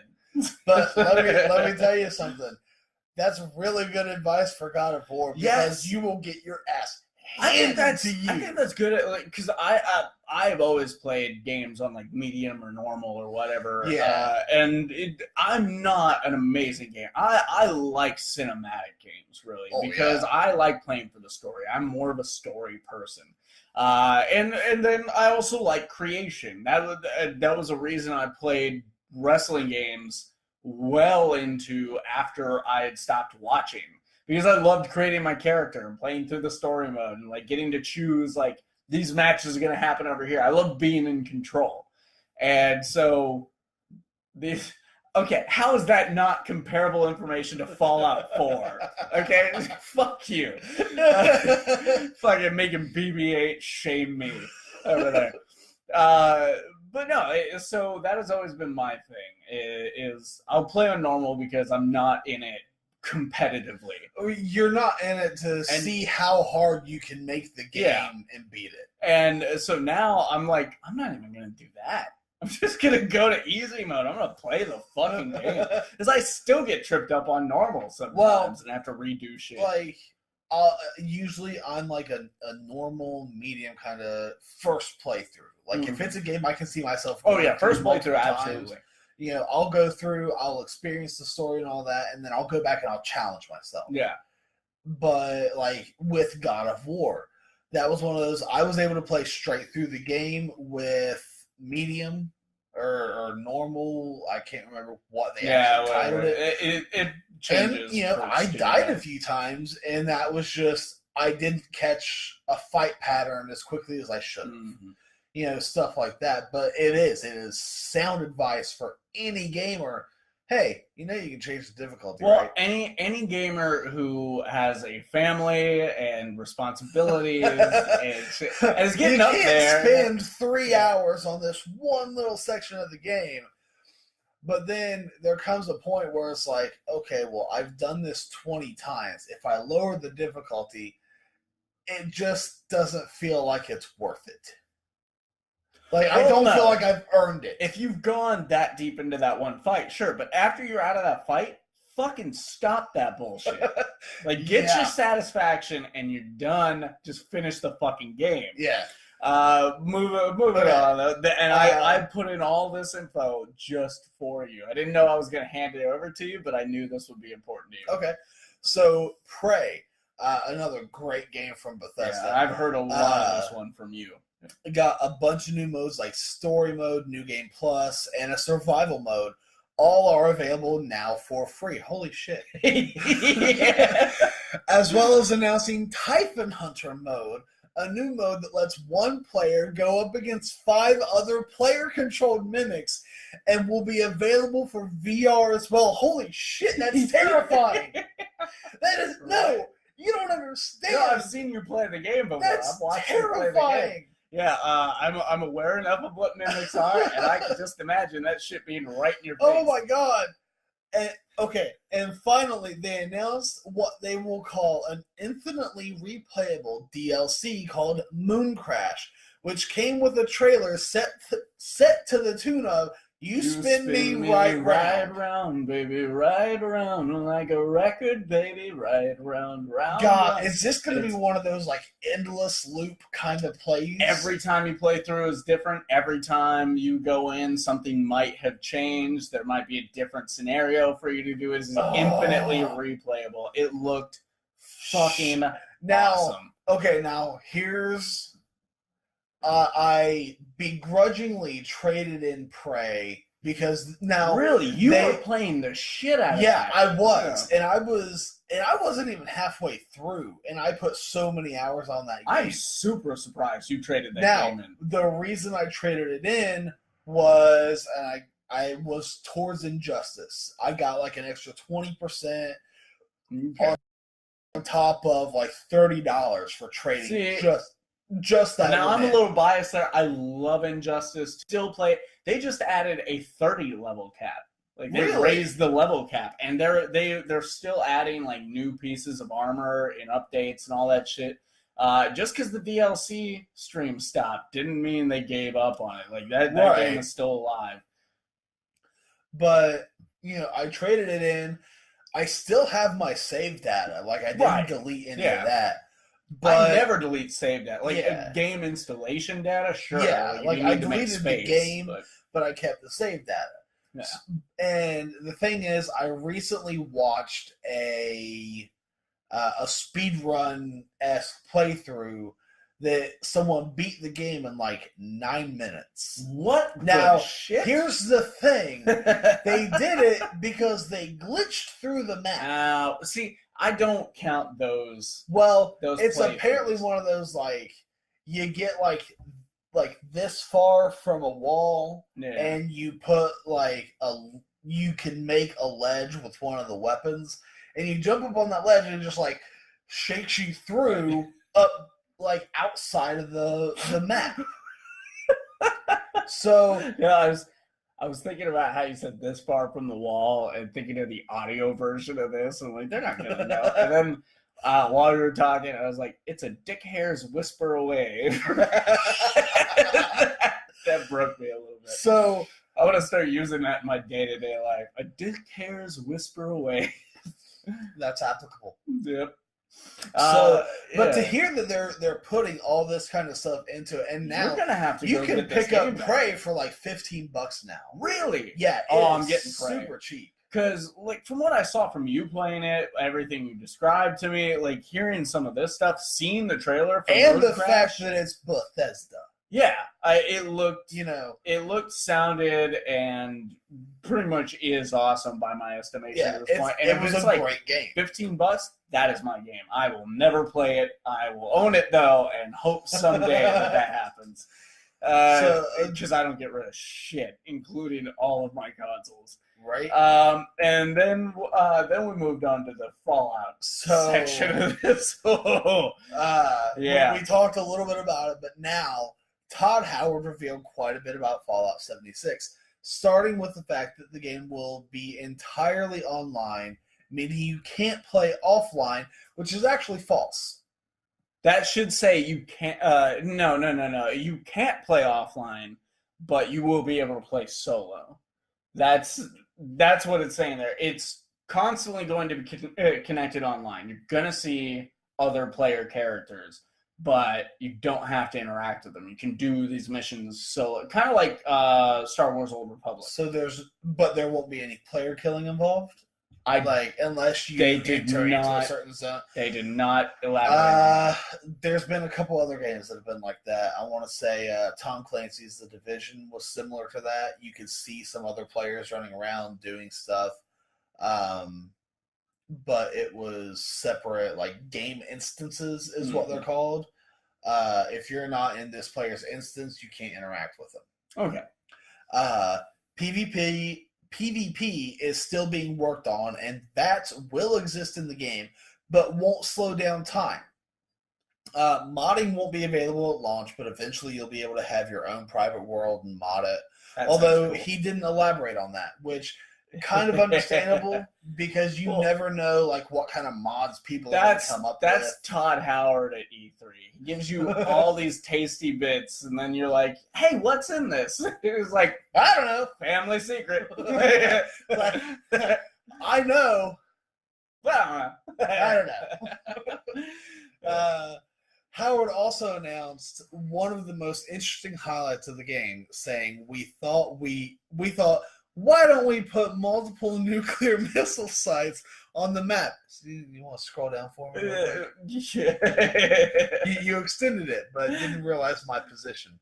Yeah. Saying, "We thought, why don't we put multiple nuclear missile sites on the map? And then let all of you do whatever you want with them." Yeah. There are active nukes we can mess with in the game.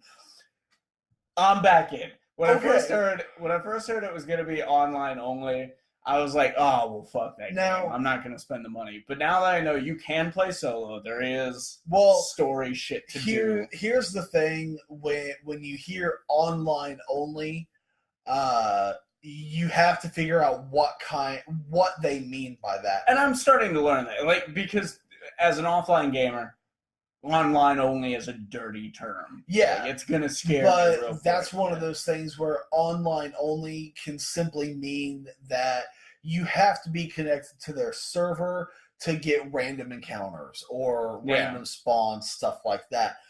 Some of the games and stuff I play on my phone, of all things, you can't play without an internet connection because it has to have communication with the server for certain things. Yeah, I have a few of those as well. I play Star Wars Galaxy Heroes, shit like that. But, so, and I'm sure like what you described is like random encounters and loot and shit. This is Bethesda, so they're probably changing that game completely. Oh, yeah. Yeah, they're probably like, here's what online only is. Here's what we're going to do. We're throwing that out. We're going to do our own thing. I can easily see it being loot-based. Maybe. Because, I'm not even going to hazard to guess because they have shocked us time and time again. Yeah. Like 4 times bigger than Fallout 4, which was already like huge in comparison to any other Fallout game. So that alone, online or offline, just astounding. Right. Yeah. So it sounds cool. I'm back in. Oh, especially now that I know I can cause chaos with nukes. Because here's the thing, like there are gonna be all these smart players using them for tactical reasons. I'm gonna get killed a lot trying to get to them. And then the one time I get there, because how hard it was, I'm gonna be a chaotic asshole. No. Okay. So here's the scenario that entered my mind when I read that. Okay, do you remember like the old Looney Tunes where it was like the gremlin in World War II era hands Bugs Bunny a hammer and tells him to swing away at the tip of this like bomb? Yeah. I can just see me. Oh, hey, there's a nuke. I'm gonna shoot it. Jump right over the open chute and just downward.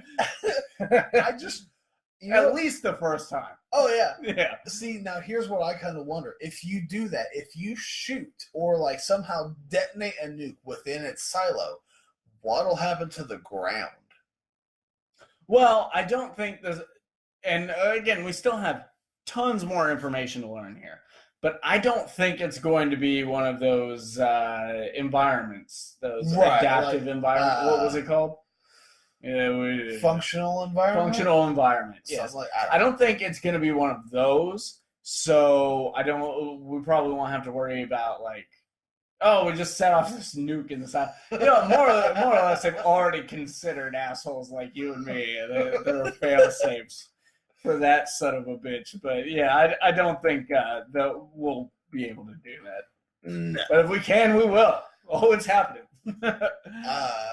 So moving on, they released a new mobile game called The Elder Scrolls Blades.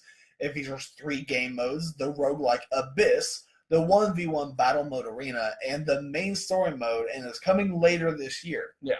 That's new from Bethesda. Like that's something that we haven't seen out of them is going into the mobile realm. Well, they had a large success with Fallout Shelter. Well, yeah, and okay. I had a great time playing that. I've not touched it. They've recently moved that to consoles. Yeah, I heard about that. And I guess it picked back up a lot of the traction it lost. I haven't touched my mobile version in a long time, and it honestly it was because I switched phones, and for whatever reason I couldn't get my old vault back, and so I was like, well, fuck that, I don't care anymore.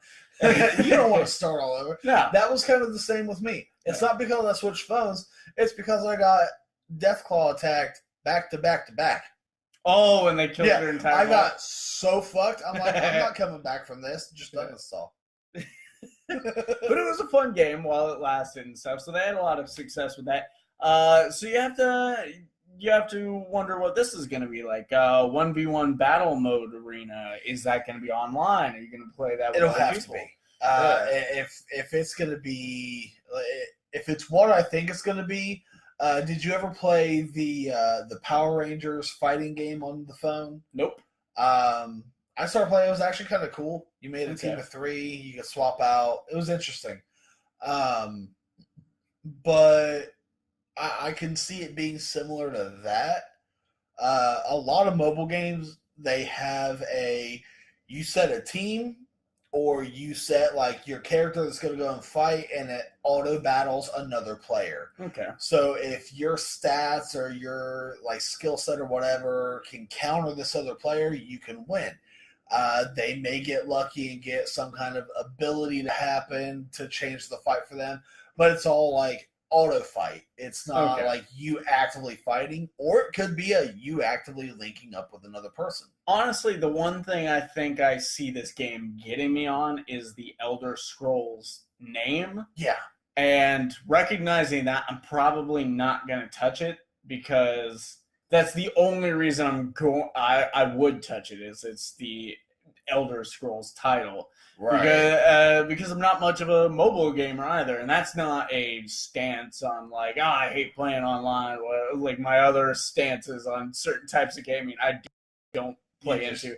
It's just I don't have time. I don't want to kill my battery. I'm not going to play it outside of Wi-Fi. So like playing it out on the go is out of the question, because I'm not running my data up for that. So yeah, I'm not going to touch it, but it sounds all right. I mean, honestly, I will probably check it out just to see what it's all about. It may be one of those games that grabs me in. It may not, but I won't know unless I try. We'll see what happens. So after that, we got a teaser for Bethesda's next-gen game, Starfield. It was shown, but no details were given. Yeah. Now, this was one of those things that this was the big rumor you called the other day when we had our meeting. Yeah. And just to give you guys a little bit of insight about what we're talking about, I kind of called how they were going to present as far as Bethesda goes. Yeah. They're going to come up, here's some games, here's a lot more stuff, but not enough to satisfy you guys on Fallout 76. Here's a little bit about Starfield, and here's about 20 seconds to tell you that there is an Elder Scrolls 6 coming eventually. Yeah. Which we hadn't gotten to yet. But okay. So, but, you know, in our conversation the other day, that's what I explained. And, of course, you know, we get Starfield, an actual announcement. This has been talked about in the gamer community for a little while because they made job postings. And this is one of the downfalls. I've been seeing a lot of leaks happen just based off of job postings. That's the thing. And we now know there's a Diablo 4 in the works because a job posting was put up by Blizzard for an artist to work on Diablo level design. Why can't we just have some mystery? Like, I hate leaks so much. That's why we rarely rarely post them on Sorta My Comics because I just don't want to perpetuate that kind of news. That's my stance. So, we have pretty much no details about this. No. But now the trailer was like, what? A planet and then a sun and then it said Starfield. And that was it. So, tell us what you think it's going to be. Do you think this is going to be Elder Scrolls in space? Because that's what I want. I want what No Man's Sky was supposed to be. Well, and see, here's the I other want thing. more than what No Man's Sky I have heard from several people that No Man's Sky has delivered on everything that they said they would. I heard that too. I heard that they finally got their shit together and put all that out. But it still has no story. Like, this being a Bethesda game, there's going to be a fleshed out RPG story, now, side quests, NPCs out the ass. What would you do if this turns out to be Bethesda's first MMO, like true MMO by Bethesda? Can't do it. I can't do it. What? I'm not a good enough gamer. You know what? No, I can't say that. Like, the first true MMO by Bethesda is Elder Scrolls Online, and that is a hit. It's the two things that frustrate me the most about MMOs and online gaming: the anonymity and the power that people think it gives them. Because, motherfucker, all I have to do is quit my job and just start learning how to hack. I will find your fucking address. Think about my mom then. So really, it's not that anonymous if someone is psychopathic enough to commit themselves to finding you. Oh, yeah. But that really revealing statement aside, there's also the situation that, like I said, I'm not that good of a gamer. Yeah, I'm not skilled as fuck. And you're not competitive enough to survive in an MMO. The best I ever was on Sonic the Hedgehog 2 and Contra. Those are the games I would not let beat me, and I got really good at them. Let me tell you what, Super Contra is still hard. So, regular Contra is hard again. Like, I lost all those skills. But so if I'm online playing with someone, they're gonna kick my ass because those people had the time to commit to it. And I'm not gonna perpetuate the neckbeard in the basement stereotype, although those do exist, and those are the ones who own the fucking game. But there are still those people who are just really good at it, or there are kids who are like 12 to 15 years old that are really good at it. They have that dexterity. Their hands are not and it seems like that's pieces of shit like mine. Yeah, where like we found ourselves in our like preteen, early teen years, like we were damn good at the game. Yeah, and now it's like we go back and play some of those games from that point in time. It's like, how the fuck did we do this? Right. So it's like it's youth and time and money and all these things working against me, all these things I don't have to put into this game, and so I just will not entertain online playing because there's no point for me. The slightest, tiniest little taste of entertainment I could get would be totally subset by all the frustration, hatred, and loss I would experience from that game. So there's nothing there for me. So if Starfield, as attractive, and I mean like 10 out of 10 knockout hubba attractive as a Bethesda-led RPG in spaces, if it's an MMO, I'm just not going to play it. That's fair. You know, I can barely get myself to play Star Wars: The Old Republic, and that's fucking Star Wars. Right. Yeah. So, one of the last bits, and called it. You called it? I called this. And we had no hint. We just knew that it was about time. Yeah. Yeah. So, we had gotten Elder Scrolls Online expansion. Yeah. We got some Fallout. I thought they were really going to play up that new expansion. That's what I thought they were going to do. I knew. I knew they were going to end their conference with Elder Scrolls 6. And they did. Whole lot of lead up for a whole lot of nothing, though. Right? All we got, and that is the epitome of a teaser trailer. It was less than 20 seconds, and about 6 of that was just some drums, a black screen leading into the Bethesda Game Studios, plaque. Now, this new score does sound good. It does. It does sound really cool. It really does. And it kind of gets you amped up for this next. The rest of the trailer, though, is just a rolling shot of the hills. It pans it's the map. Yeah. The only thing you can say, it's the map. Like, you have mountain range stretching over here, fields over here. You can see, the clouds covering stuff over here. Elder Scrolls 6. Cut to black. Didn't even get a moniker, a sub. No, we have Morrowind, Oblivion, Skyrim, all that. Nothing. Yeah. Elder Scrolls 6. Just know that it's happening, which we already knew, and it's coming after Starfield, which is weird because we know just as much about this as we know about Starfield now, so they could both be equally distance away. We wouldn't really notice right now, but we know that as of right now, these games are at least 2 years away. Yeah, because they're not 2 to 3 years, because they're talking Star Wars or Starfield is 2 years away, and if Elder Scrolls 6 is after that, I'd say that's 2.5, 3 years away. Say early 2020, we get the new Xbox system, which the rumors are Xbox is going to come out before PlayStation. So 2020, I don't even think PlayStation's entertained. There's been nothing coming out. That's about just kind of been console. How it's went. Yeah. We have Xbox, and then the following quarter, so to speak, the following fiscal quarter, we get PlayStation. Although PlayStation does like to push their console to the limit. Yeah. And I still don't think they've done that yet. I still think they're exploring what the PS4 is capable of, especially now that VR has entered. Yeah. Now, from what I've heard, the Pro and the One X are the last models of these systems we're going to get.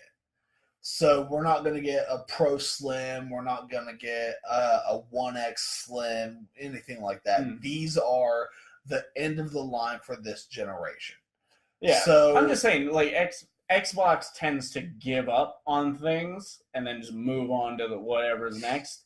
The Kinect was big and shit, but they couldn't really get it where they wanted it. Fizzled out. Yeah, they couldn't really get it where they wanted it. People lost interest, and they're fuck that. The whole motion capture thing. It was cool when it first came up. And then you had PlayStation Move came up, and arguably better.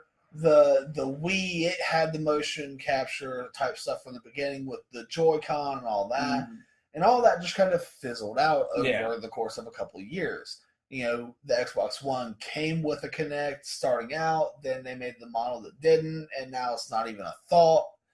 So VR is seeming to be the next Microsoft big thing. No, I actually just saw a article that said Microsoft has no plans for VR. They have no intention on doing VR right now. It's a shtick. Yeah, that's the thing. It's a shtick. Yeah, and it's working for PlayStation. It's a shtick that if you push it far enough, it could be a revolution of gaming. I mean, for instance, look at the movie Ready Player One. I'd rather not. Well, but what I'm saying is if we get to that kind of point, or even the movie Gamer. Yeah. You remember that movie. Look at instances like that. If we got to that point with technology, that's a dangerous point to get to in humanity. True. But, that would be the path that we would get set on if gaming systems committed to VR. I'm just saying, Skyrim's in virtual reality now. And that's a hell of a step for VR. You give up after you figure out how to get Skyrim in VR, and then you're just a fucking moron.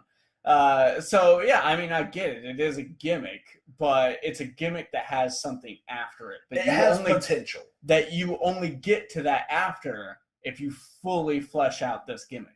Right. And PlayStation's doing that. Microsoft has no interest. And Microsoft has been losing out to PlayStation. Like, PlayStation is winning the console war. And from what I hear, these next consoles, they're the last ones. I can see that. I have heard that is the buzz. The next Xbox, the next PlayStation, they're done after that. That's a weird world I can't even imagine right now. Really? But, what do you do after that? No console? Is it all just downloadable from there on, and you're just going to feed it through this last console forever? Like, what do you do? How do you continue? Occasionally upgrade. It'll end up being PCs. The PlayStation computer? Well, no. The next consoles will be like upgradable parts, similar to how PCs are. That's what I think might end up happening. Because you can already call it the PCU, the PlayStation Computer Unit. I like it. Fuck you. It could work. Okay. I don't know. Anyway, I'm not in the marketing department. So I'm gonna let you take the lead on Ubisoft while I go and pee. Well, while you're doing that, grab me more of a beer. All right, I am on my own for this one, and of course, it's about a game franchise I have really no clout with, so I'm probably gonna move right into Sony. Ubisoft's press conference had little to nothing. Really, the only thing I could pull that was interesting from theirs was the Assassin's Creed Odyssey showcase. Which is apparently set in Greece, 431 BCE during the Peloponnesian War. Peloponnesian War. I think I got it that time. But that got a reveal trailer and is being marketed as a true action RPG where choices and character customization matter. Now, I gave up on Assassin's Creed somewhere around Brotherhood, which I thought was cool. One of the few times I thought online play was actually fun because it was more of a sneaking type skill. Like you're a fucking assassin, so that's what you do. But this one, where your choices and actions and even the customization of your character, which not to continue bringing up Skyrim, but I think you see a lot of that in Bethesda games, especially Elder Scrolls. Skyrim is a big one of them because you choose Kashyyyk, and you're the minority on that one. I think orcs have a bad rap in that game too, but that sounds pretty cool. I can get on board with it. I don't think I'm actually going to buy it, but at least it sounds interesting this time, which is something I can't say for the games that have come out between this and Brotherhood. I just stopped caring. 1 and 2 were astounding, and you just get past that, and it starts to whittle down. 3 was cool. I've heard good things about Black Flag, but I was like, it's just Assassin's Creed with pirates, and by that time, pirates were kind of played out, but now I'm rambling.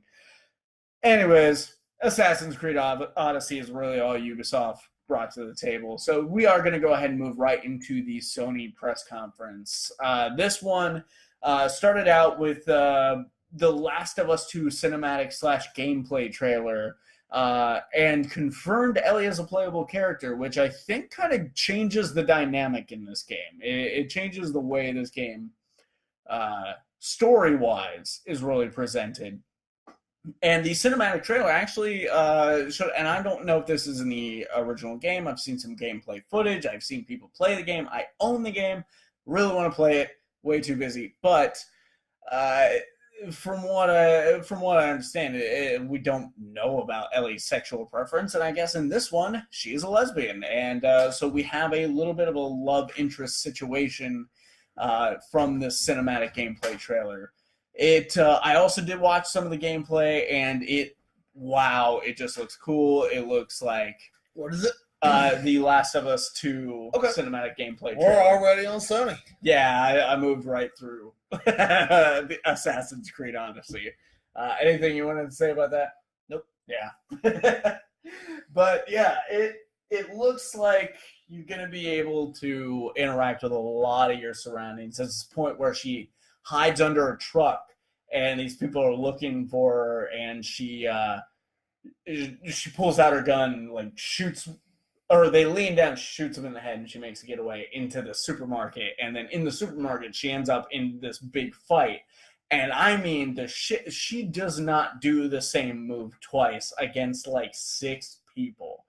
And she's like throwing people through like shelves, and they're interacting with these shelves like to the molecule. Like it seems very interactive, very intuitive, very natural looking characters and motion and stuff. It looks really great. Kind of one of the big things about The Last of Us is it's not anything like no spectacular character. You're a person.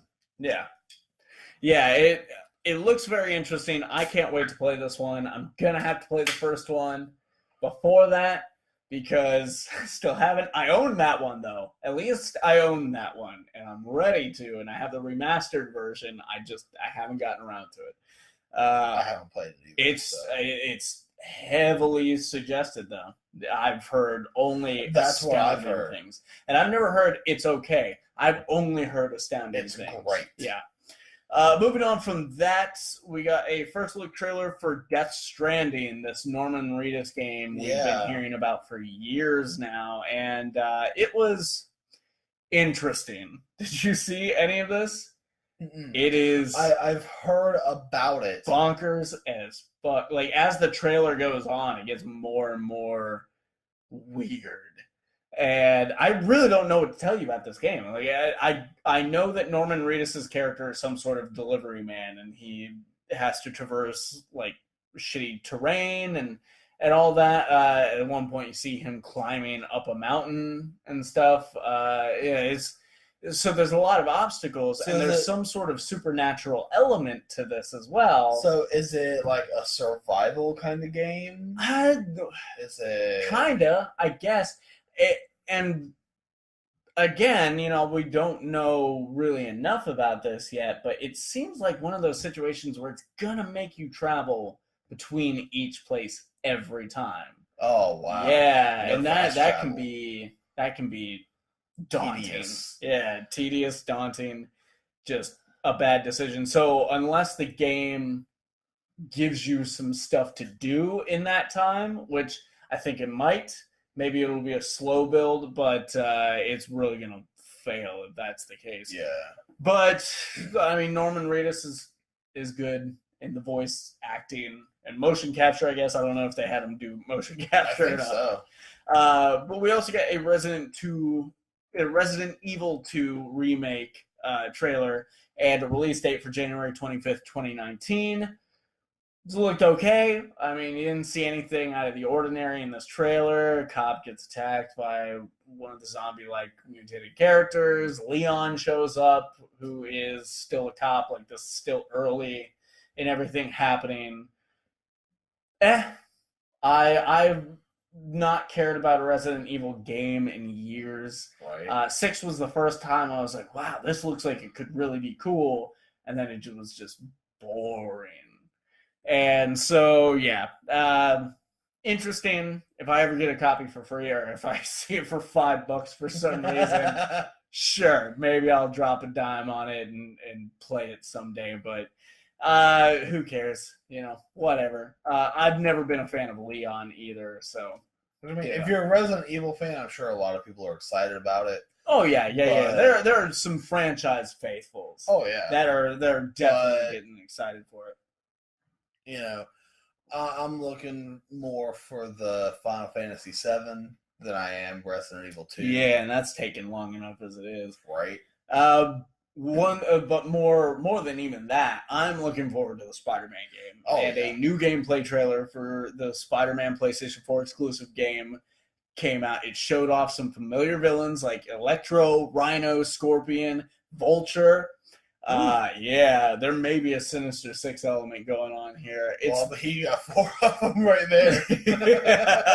All we need is Goblin and Doc Ock. You know how Sony and Spider-Man are about the Sinister Six? They've been trying to get them in the movies forever. Failed 3 times now. Maybe they'll get them in the game. Maybe this time. But it is most definitely an Arkham Asylum style game. it was kind of obvious in the early stuff they showed 2 years ago at E3, but this was like a gameplay trailer, and I swear to God, just from like, you know how Batman, like when he goes to the next villain, he kind of like quickly jolts even to him. Same thing here. It is, the gameplay style is that, but way more acrobatic. There's going to be a lot of like in the air webbing type stuff. It's going to be cool. Holy fuck, can't wait until November when this game comes out. I thought it was September. Maybe. It's one of those two. It's definitely a timber. Well, it is for sure a timber. It's pretty woody. That's timber. You're really stretching on that joke. We also got another Kingdom Hearts 3 trailer, as we were talking about earlier. This one was set in the Pirates of the Caribbean world. I think the coolest thing about this was it showed ship-to-ship combat, which cool. I don't know what it is, but like it should be boring as fuck because ship-to-ship combat is slow. Like realistically, it would be slow, but every time I hear about that in a game, I'm like, cool, yeah, awesome. Let's fucking pirates, man. Think about it though. I mean, Assassin's Creed Black Flag, there was ship-to-ship combat there. You had to angle yourself just right. You could fire a barrage, or you could fire single cannons. You had to aim it. You could take out like the main sails. Like there was a lot more in it than just shoot your cannon at that ship. And now that you say that, I'm a little less excited for this because honestly, I mean, it's Kingdom Hearts 3, and it's going to be, I'm sure it's going to be immersive, and there's going to be a lot of attention to detail and gameplay. But this one little part here, I seriously don't see them going to that length. Because it's probably going to be like once, maybe twice you do this in the game. They probably won't necessarily go to that length, but I could see them going as far as you have to maneuver yourself around to weaken this ship before you can board it. Yeah. Yeah. They also announced a limited edition of the game is coming. I don't think there were any details on that. Nothing I could find. But, yeah. So a little more Kingdom Hearts 3 there. Can't really elaborate much more on it than we already have. Because we don't have more information to elaborate on. Right? So moving on from that. There was an announcement that on PlayStation Blog during E3 that God of War is going to be getting a New Game Plus mode as well. And I think this is kind of weird. Like, with the Arkham games, New Game Plus, I think it showed up first in Arkham City, I believe. I don't think it was a part of Arkham Asylum. Maybe it was. I can't remember, honestly. Yeah, I don't know. But I do know it was definitely in Arkham City and it was a very popular mode. Yeah. And so it's kind of weird to me that these modes aren't getting released with the game and instead are later add-ons. Like we were talking about, Prey's getting the same thing. Mm-hmm. So that's kind of weird. But, I mean, I guess either way, however you get it, that's cool. God of War players are going to get to play through the game again. A little more difficulty because at least I know from Arkham games, they don't put the command prompts up on the screen. You just got to know what to do. By now, if you've gotten to this point, you should know what to do. And you unlock new achievements and stuff for doing stuff in New Game Plus that you wouldn't get playing just the regular New Game. And I think the difficulty level is set. And it's not like crazy high or anything. It may be like an upper medium. Like not hard, but more than medium. There's less of usually it's like less of a HUD. And like you said, there's no command prompt. So like if something is charging at you, it's not going to tell you to... You better know what button to fucking press. This to evade or whatever. And you get to take all the upgrades and levels and stuff from your previous playthrough, from your regular New Game playthrough with you into it. Yeah, you get to start the game again with all this advantage. Man, and God of War, that makes you OP as shit. I'd imagine.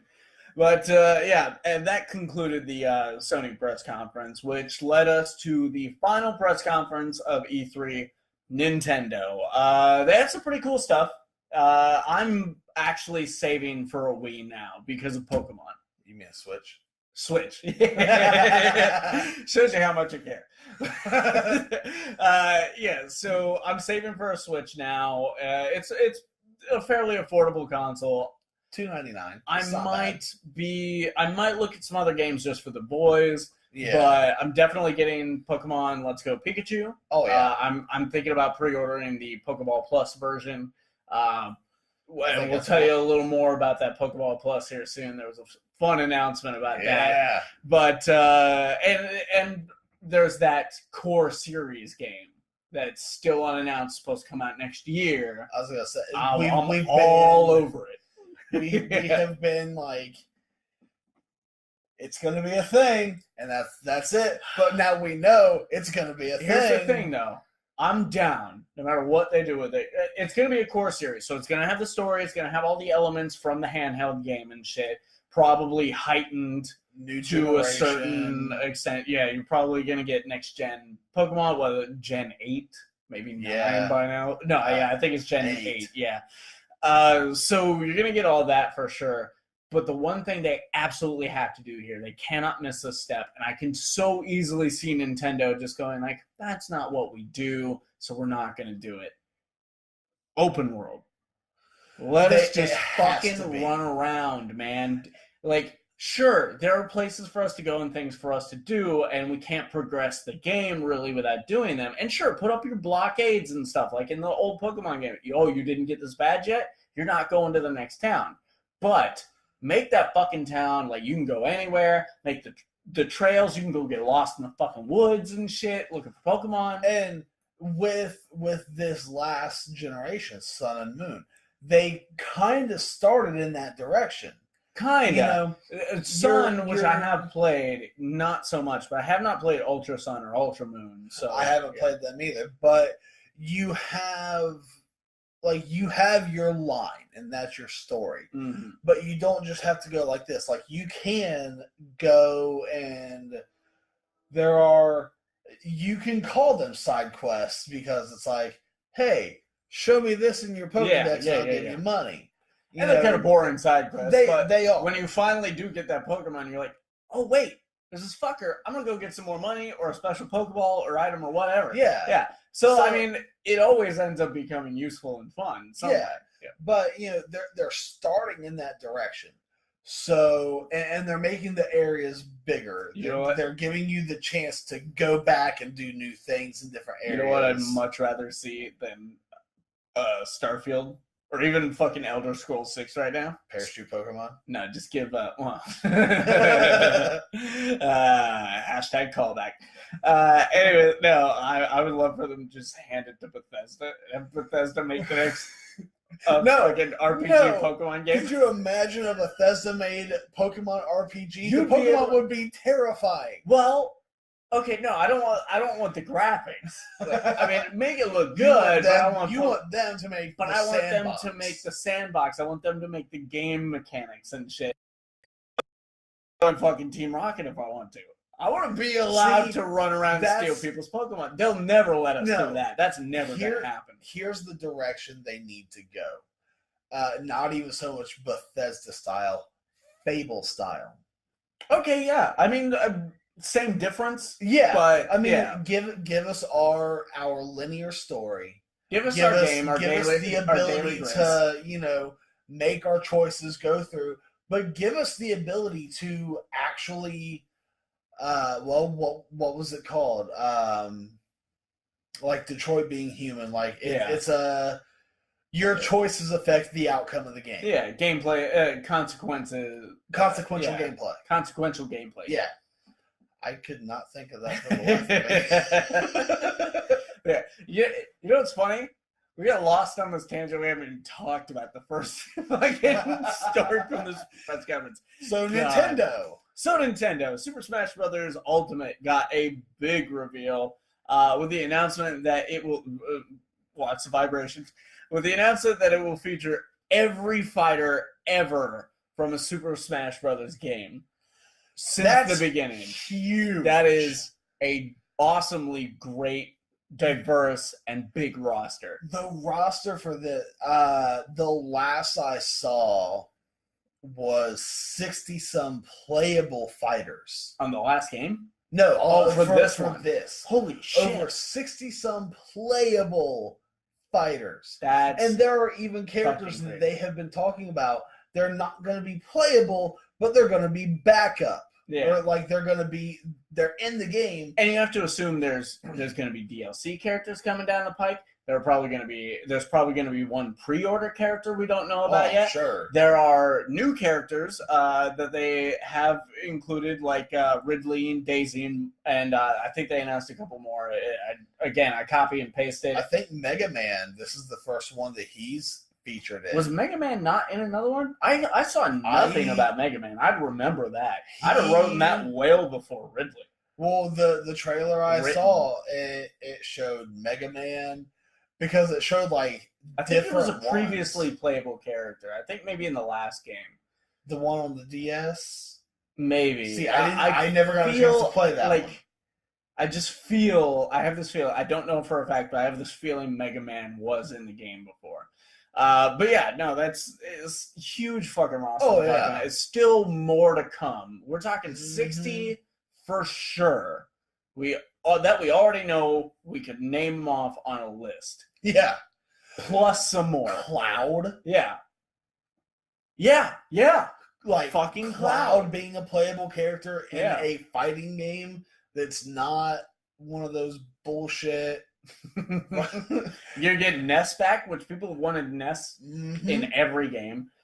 Since he first showed up on Super Smash Brothers. Right? Yeah. But now one of the big ones that people are excited about is Snake.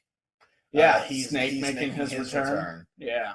So I mean, there's I'm a big Metal Gear Solid fan. About. So this is going to be really cool. And they also announced, and this I have no idea how this works because I didn't even know this was an option for the Switch. But they also announced the game will support Nintendo GameCube controllers. They are making controllers, special GameCube controllers for this. Yes, that is going to be a huge win with the fans of this franchise because and most of the times when you see and we actually had one at Sorta My Comics when we were a comic book store. Yeah. They wanted to have a Super Smash tournament. They preferred to do it with the GameCube. I assumed they were going to bring in the Wii and shit. No, they brought in GameCubes and shit. That is the preferred way to play that game. And I don't think it's we don't like the gameplay or the characters of the other games. It's we don't like to play them without this fucking controller. And that's the thing. You know, me personally, I still like the layout of playing with the 64 controller. Yeah. See, the GameCube controller was always a detriment to me for playing Super Smash Brothers. I get so fucking confused. Yeah. Which is weird because the N64 controller is no winner in complexity. But my biggest drawback is using the C stick. Yeah. Instead of the buttons. Yeah. And that always fucked my jumps up. I can't, and this we were talking about Injustice 2 earlier. Sorry, buddy. I accidentally hit BB-8, and now BB-8's hit my keyboard, so we're even. I hit tech, you hit tech. Are we good? All right. That's the first time you've chimed in all day. But with Injustice 2, a lot of players get the advantage by using the joystick to control their character. I can't do it. I'm too old school. I'm too trained by Mortal Kombat and Street Fighter and all that shit. I have to use the D-pad. I cannot make sense of the fucking joystick. See, controller. My drawback, which is weird because I played the arcade. I played so much arcade back in the day. Yeah, I'm used to it if it's like in my fist, but just moving my thumb around like that, I don't get it. Well, because the thing is, like doing like the double back or the double front, you try to do that to where like you dash or whatever it is, and it doesn't come out as smooth. Sometimes it doesn't happen. I think it's the fluidity of the joystick. And like you're used to this robotic like double tap motion, like forward and trying to go like motion, up down back. You end up going like up diagonal, up down diagonal, like So I'll find myself like, holy shit! I've went around 3 times. I haven't done shit. So, and you know, I have the same issue. Yeah, So I think it's a generational thing. yeah, but the fact that they're bringing and they're specifically making GameCube controllers for the Switch, That is commitment to the and fans. it's coming out before this game hits. Like they've already started with. How do they capitalize on this though? I know this is premature. The game's like not even out yet. We've barely seen enough of it to really even make an estimation of this game. But how do you capitalize on this? Could this be the last Super Smash Brothers for a long time? Because I feel like it probably could, because we had the Ultimate is an Melee. effective term here. Yeah, I mean, we had Melee on the GameCube. Yep. I don't think we had one on the Wii, did we? It was, yeah. Brawl. Yeah, Brawl. And then there was one, 4 or 5 years later on the 3D? No, like 6 years later on the 3DS. Yeah, which was really popular. Yeah. They nailed it with that one. And now here we are, 4, 5, 6 years later, getting Ultimate. Yeah. So where do you go from here? You're making the roster, like the penultimate roster for Smash. Right. And of course, like, having every character from previous Smash games, plus some new ones, plus ones we don't even know about yet. Yeah. There's still going to be characters that get left out. Like, for me, I would love to see Squall in the game. Not going to happen. You got Cloud, you don't have Squall, fuck you. But, but there are characters that are going to get left in the lurch. And they may stay that way, especially if this is like the last game, or at least the last game for a long time. So it's just really hard to see where they go with this. Yeah. Moving on from that, though, the Nintendo also announced that as of that day, this past week, Fortnite is now available on the Switch. Huh. Yeah, so they finally did that. From what I hear, there is some cross-platform problems. Now, here's one thing that I can say. Like, here again, we find ourselves talking about Fortnite in almost like every other one. That Bethesda and Injustice 2. Yeah. But that's been one of Fortnite's big things. Is it is completely cross-platform from Xbox, PlayStation, and PC. Now, Switch is in the game. You know, I can understand why they're having a little bit of problems trying to integrate into that. But Fortnite has been one of those, they've broken the mold in a few different places, and cross-platform being one. And to further that point, Bethesda tried really hard to pull off cross-platform with Elder Scrolls Online. Yeah. And that was one of the things that actually made me kind of excited for it. I was like, this is going to be huge. And they've been trying that with multiple games, like Call of Duty, Battlefield, some of these first-person shooters. They've been trying to get cross-platform, multiplayer matchmaking, all that kind of stuff going on. It has moved on from a problem of these two companies, or three companies, I guess, not working with each other, because that was one of the first gridlocks. Sony has these rules, Microsoft has these rules, nobody can seem to get anywhere. And now they've since moved past all that, and now it's just a problem of programming. Yeah. And Fortnite was the first one to fix that problem, and now they moved to the Switch, and see, Nintendo, you should have been getting in on this from the beginning, because now we got troubles. So, I mean, Microsoft having both PC and Xbox, we've seen the cross-platform come from that a little bit more. Which is why Xbox leads the gaming world in mods on console. Yeah. Whereas PlayStation has fallen way behind on that. So now that we're starting to get all this cross-platform, I feel like we're going to start seeing that more and more in other games, which is something that the gaming community has been waiting for. And I could really solve a lot of the console war conflict. I think the linchpin of that is Nintendo. Yeah. And hopefully Fortnite can be the one to fix that. Maybe Fortnite is the game that finally cleans this whole system up. What, are we not... I don't know what you're doing over there with BB-8 at this point, and I'm going to leave our podcast listeners who are not watching this video to figure that out. That's up to them. But a new mainline Fire Emblem game called Three Houses also got a reveal trailer showing new features, including the ability to start in a top-down view and a zoom in, and the ability to zoom in to view ground level battles and what appear to be free roaming exploration. Now, of course, we're talking about a Switch game here. We're not talking about handheld. Right. So, has there been a console Fire Emblem game yet? Or is this brand new? Is this the first console Fire Emblem? I feel like maybe GameCube.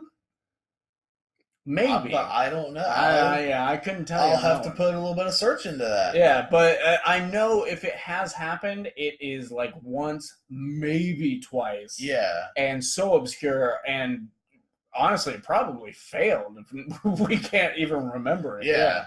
But this, just looking at it, because Fire Emblem is kind of a tactics type game, this looks like it's kind of flipping that on its head. We're gonna try something new with the tactics style because we have this Switch platform to work with. Yeah. And it looked really cool. I like most of these. I doubt you've seen the freaking trailer.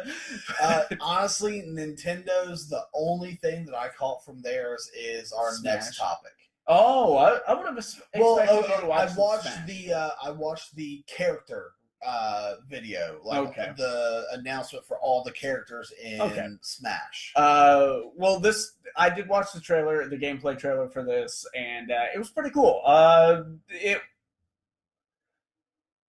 It was cool in a way of like when you play Risk and you imagine like you're like what happens in your head. You try to envision what's going on. Yeah, it's kind of like they captured that envisionment. That's cool. Yeah, and that's what they mean from view ground level battles. As you get to you get to go top view and like move shit around as you would, and then you get to get in there and see all these motherfuckers go at it. And maybe it's not as like everyone's doing their own unique thing as much as it is like you have these generals, they're going to do one thing. You have these grunts, they're going to do one thing. But it's still, like, as far as tactics games go, that's pretty revolutionary. It is. It's so weird that they haven't tried to advance that fucking series. Well, really, tactics is tactics, and people are pretty happy with it as is. So. I mean, that's the thing, is no one has complained about that style of game. Everyone seems pretty happy with it from way back. We're talking about a style of game that goes back decades without changing, really. What, Super Nintendo was one of the first times we saw a tactics style game? Was it Final Fantasy? I don't think it was Ogre Battle. I think the first Final Fantasy Tactics was Game Boy. Tactics Ogre, I think, is what it was called, and it was the precursor to what we played the shit out of, which was Ogre Battle 64. Yeah. I never played Tactics. But the next thing that they announced, we were talking about it a little bit earlier. Nintendo confirmed that Mew will be available for Pokemon Let's Go Pikachu and Let's Go Eevee exclusively for Pokeball Plus owners. Now, I have since this very closely been watching the pre-orders for bundles, and I'm sure there will be. There already are for pre-order, and so here's what that's going to run you. If you are buying a Pokeball Plus, that's $50. That son of a bitch is $50 right there. Damn. Well, I mean, I can understand that because it is a controller. It's a controller. It's a Tamagotchi. You're getting Mew with it now. So it's, and what I mean by Tamagotchi is like, we talked about this at our Tricon episode. Yeah. You can store Pokemon in the Pokeball, take them with you, and interact with them like kind of playfully. It's not a screen type situation, but it's interactive. And if you're getting the game bundled with the Pokeball Plus, that's $100. Okay. Yeah. So you save $10. So for me, as someone who's getting into the Switch game, I'm looking at like $400 up front. Right. Yeah. That's if I can catch the goddamn pre-order because I missed the Spider-Man fucking collector's edition. Yeah, but that's really cool. Mew and those who are willing to commit to the Pokeball Plus are going to get them right out of the box. That's really cool. I mean, the Pokemon Company is kind of whores with legendaries these days, and it's kind of sad. It makes them not special anymore. Yeah. 'Cause I remember collecting the fuck before it got crazy, because they were just easing into the, like, hey, you know, it's been like 2 years since you were able to get a legendary in this. Fuck yes, let's do it. And now it's like every month, GameStop has a new card for a new legendary. For the 20th anniversary, they did new legendaries each month. And they're still dicks about it, though. They're being whores, but they're also being assholes about it, because they're like, you can choose between Dialga or Palakia. Oh, yeah, depending on the game version you have. You can't get both. No. Those cards, where they were a new legendary every month, no, you just get to choose which one. No. Oh, I looked. It's like if you have it? Sun, you get this one. If you have Moon, you get this one. Still assholes about it. Fortunately, I have a daughter with Moon, and I have Sun. So I just steal her legendary, and she doesn't even know that she got it. My youngest likes Pokemon, but he's not. He can't play it yet. He's 4. He doesn't know what to do. My oldest, I've really tried.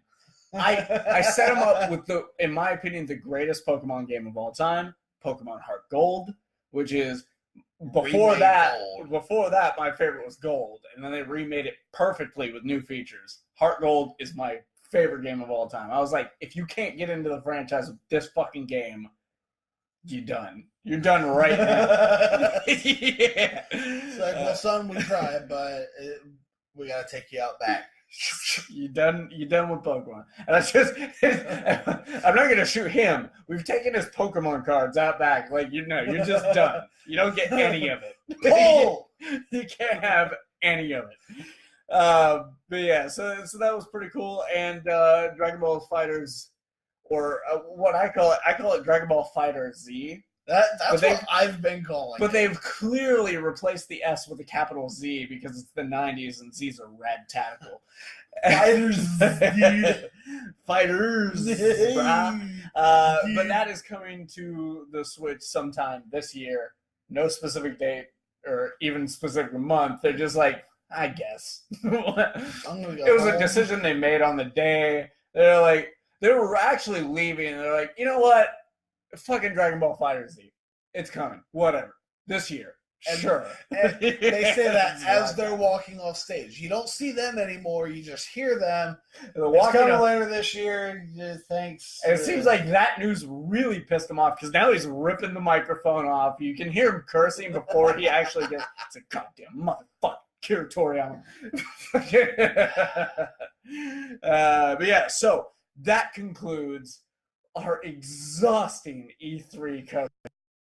Holy shit. Here we are. From watching to writing to talking about it, I hate E3 now. I really do. From a production standpoint. Some of the stuff sounded really cool, and I never talk about video games. Well, I'm super excited for a lot of this. Yeah, I mean, there's a lot in there that I'm like, yes. 2.5 hours into a podcast. We are 2.5 hours into a podcast. We are a solid halfway through. Oh my God. No, that's our fault. We got onto tangents, so we started talking about it. It was good conversation.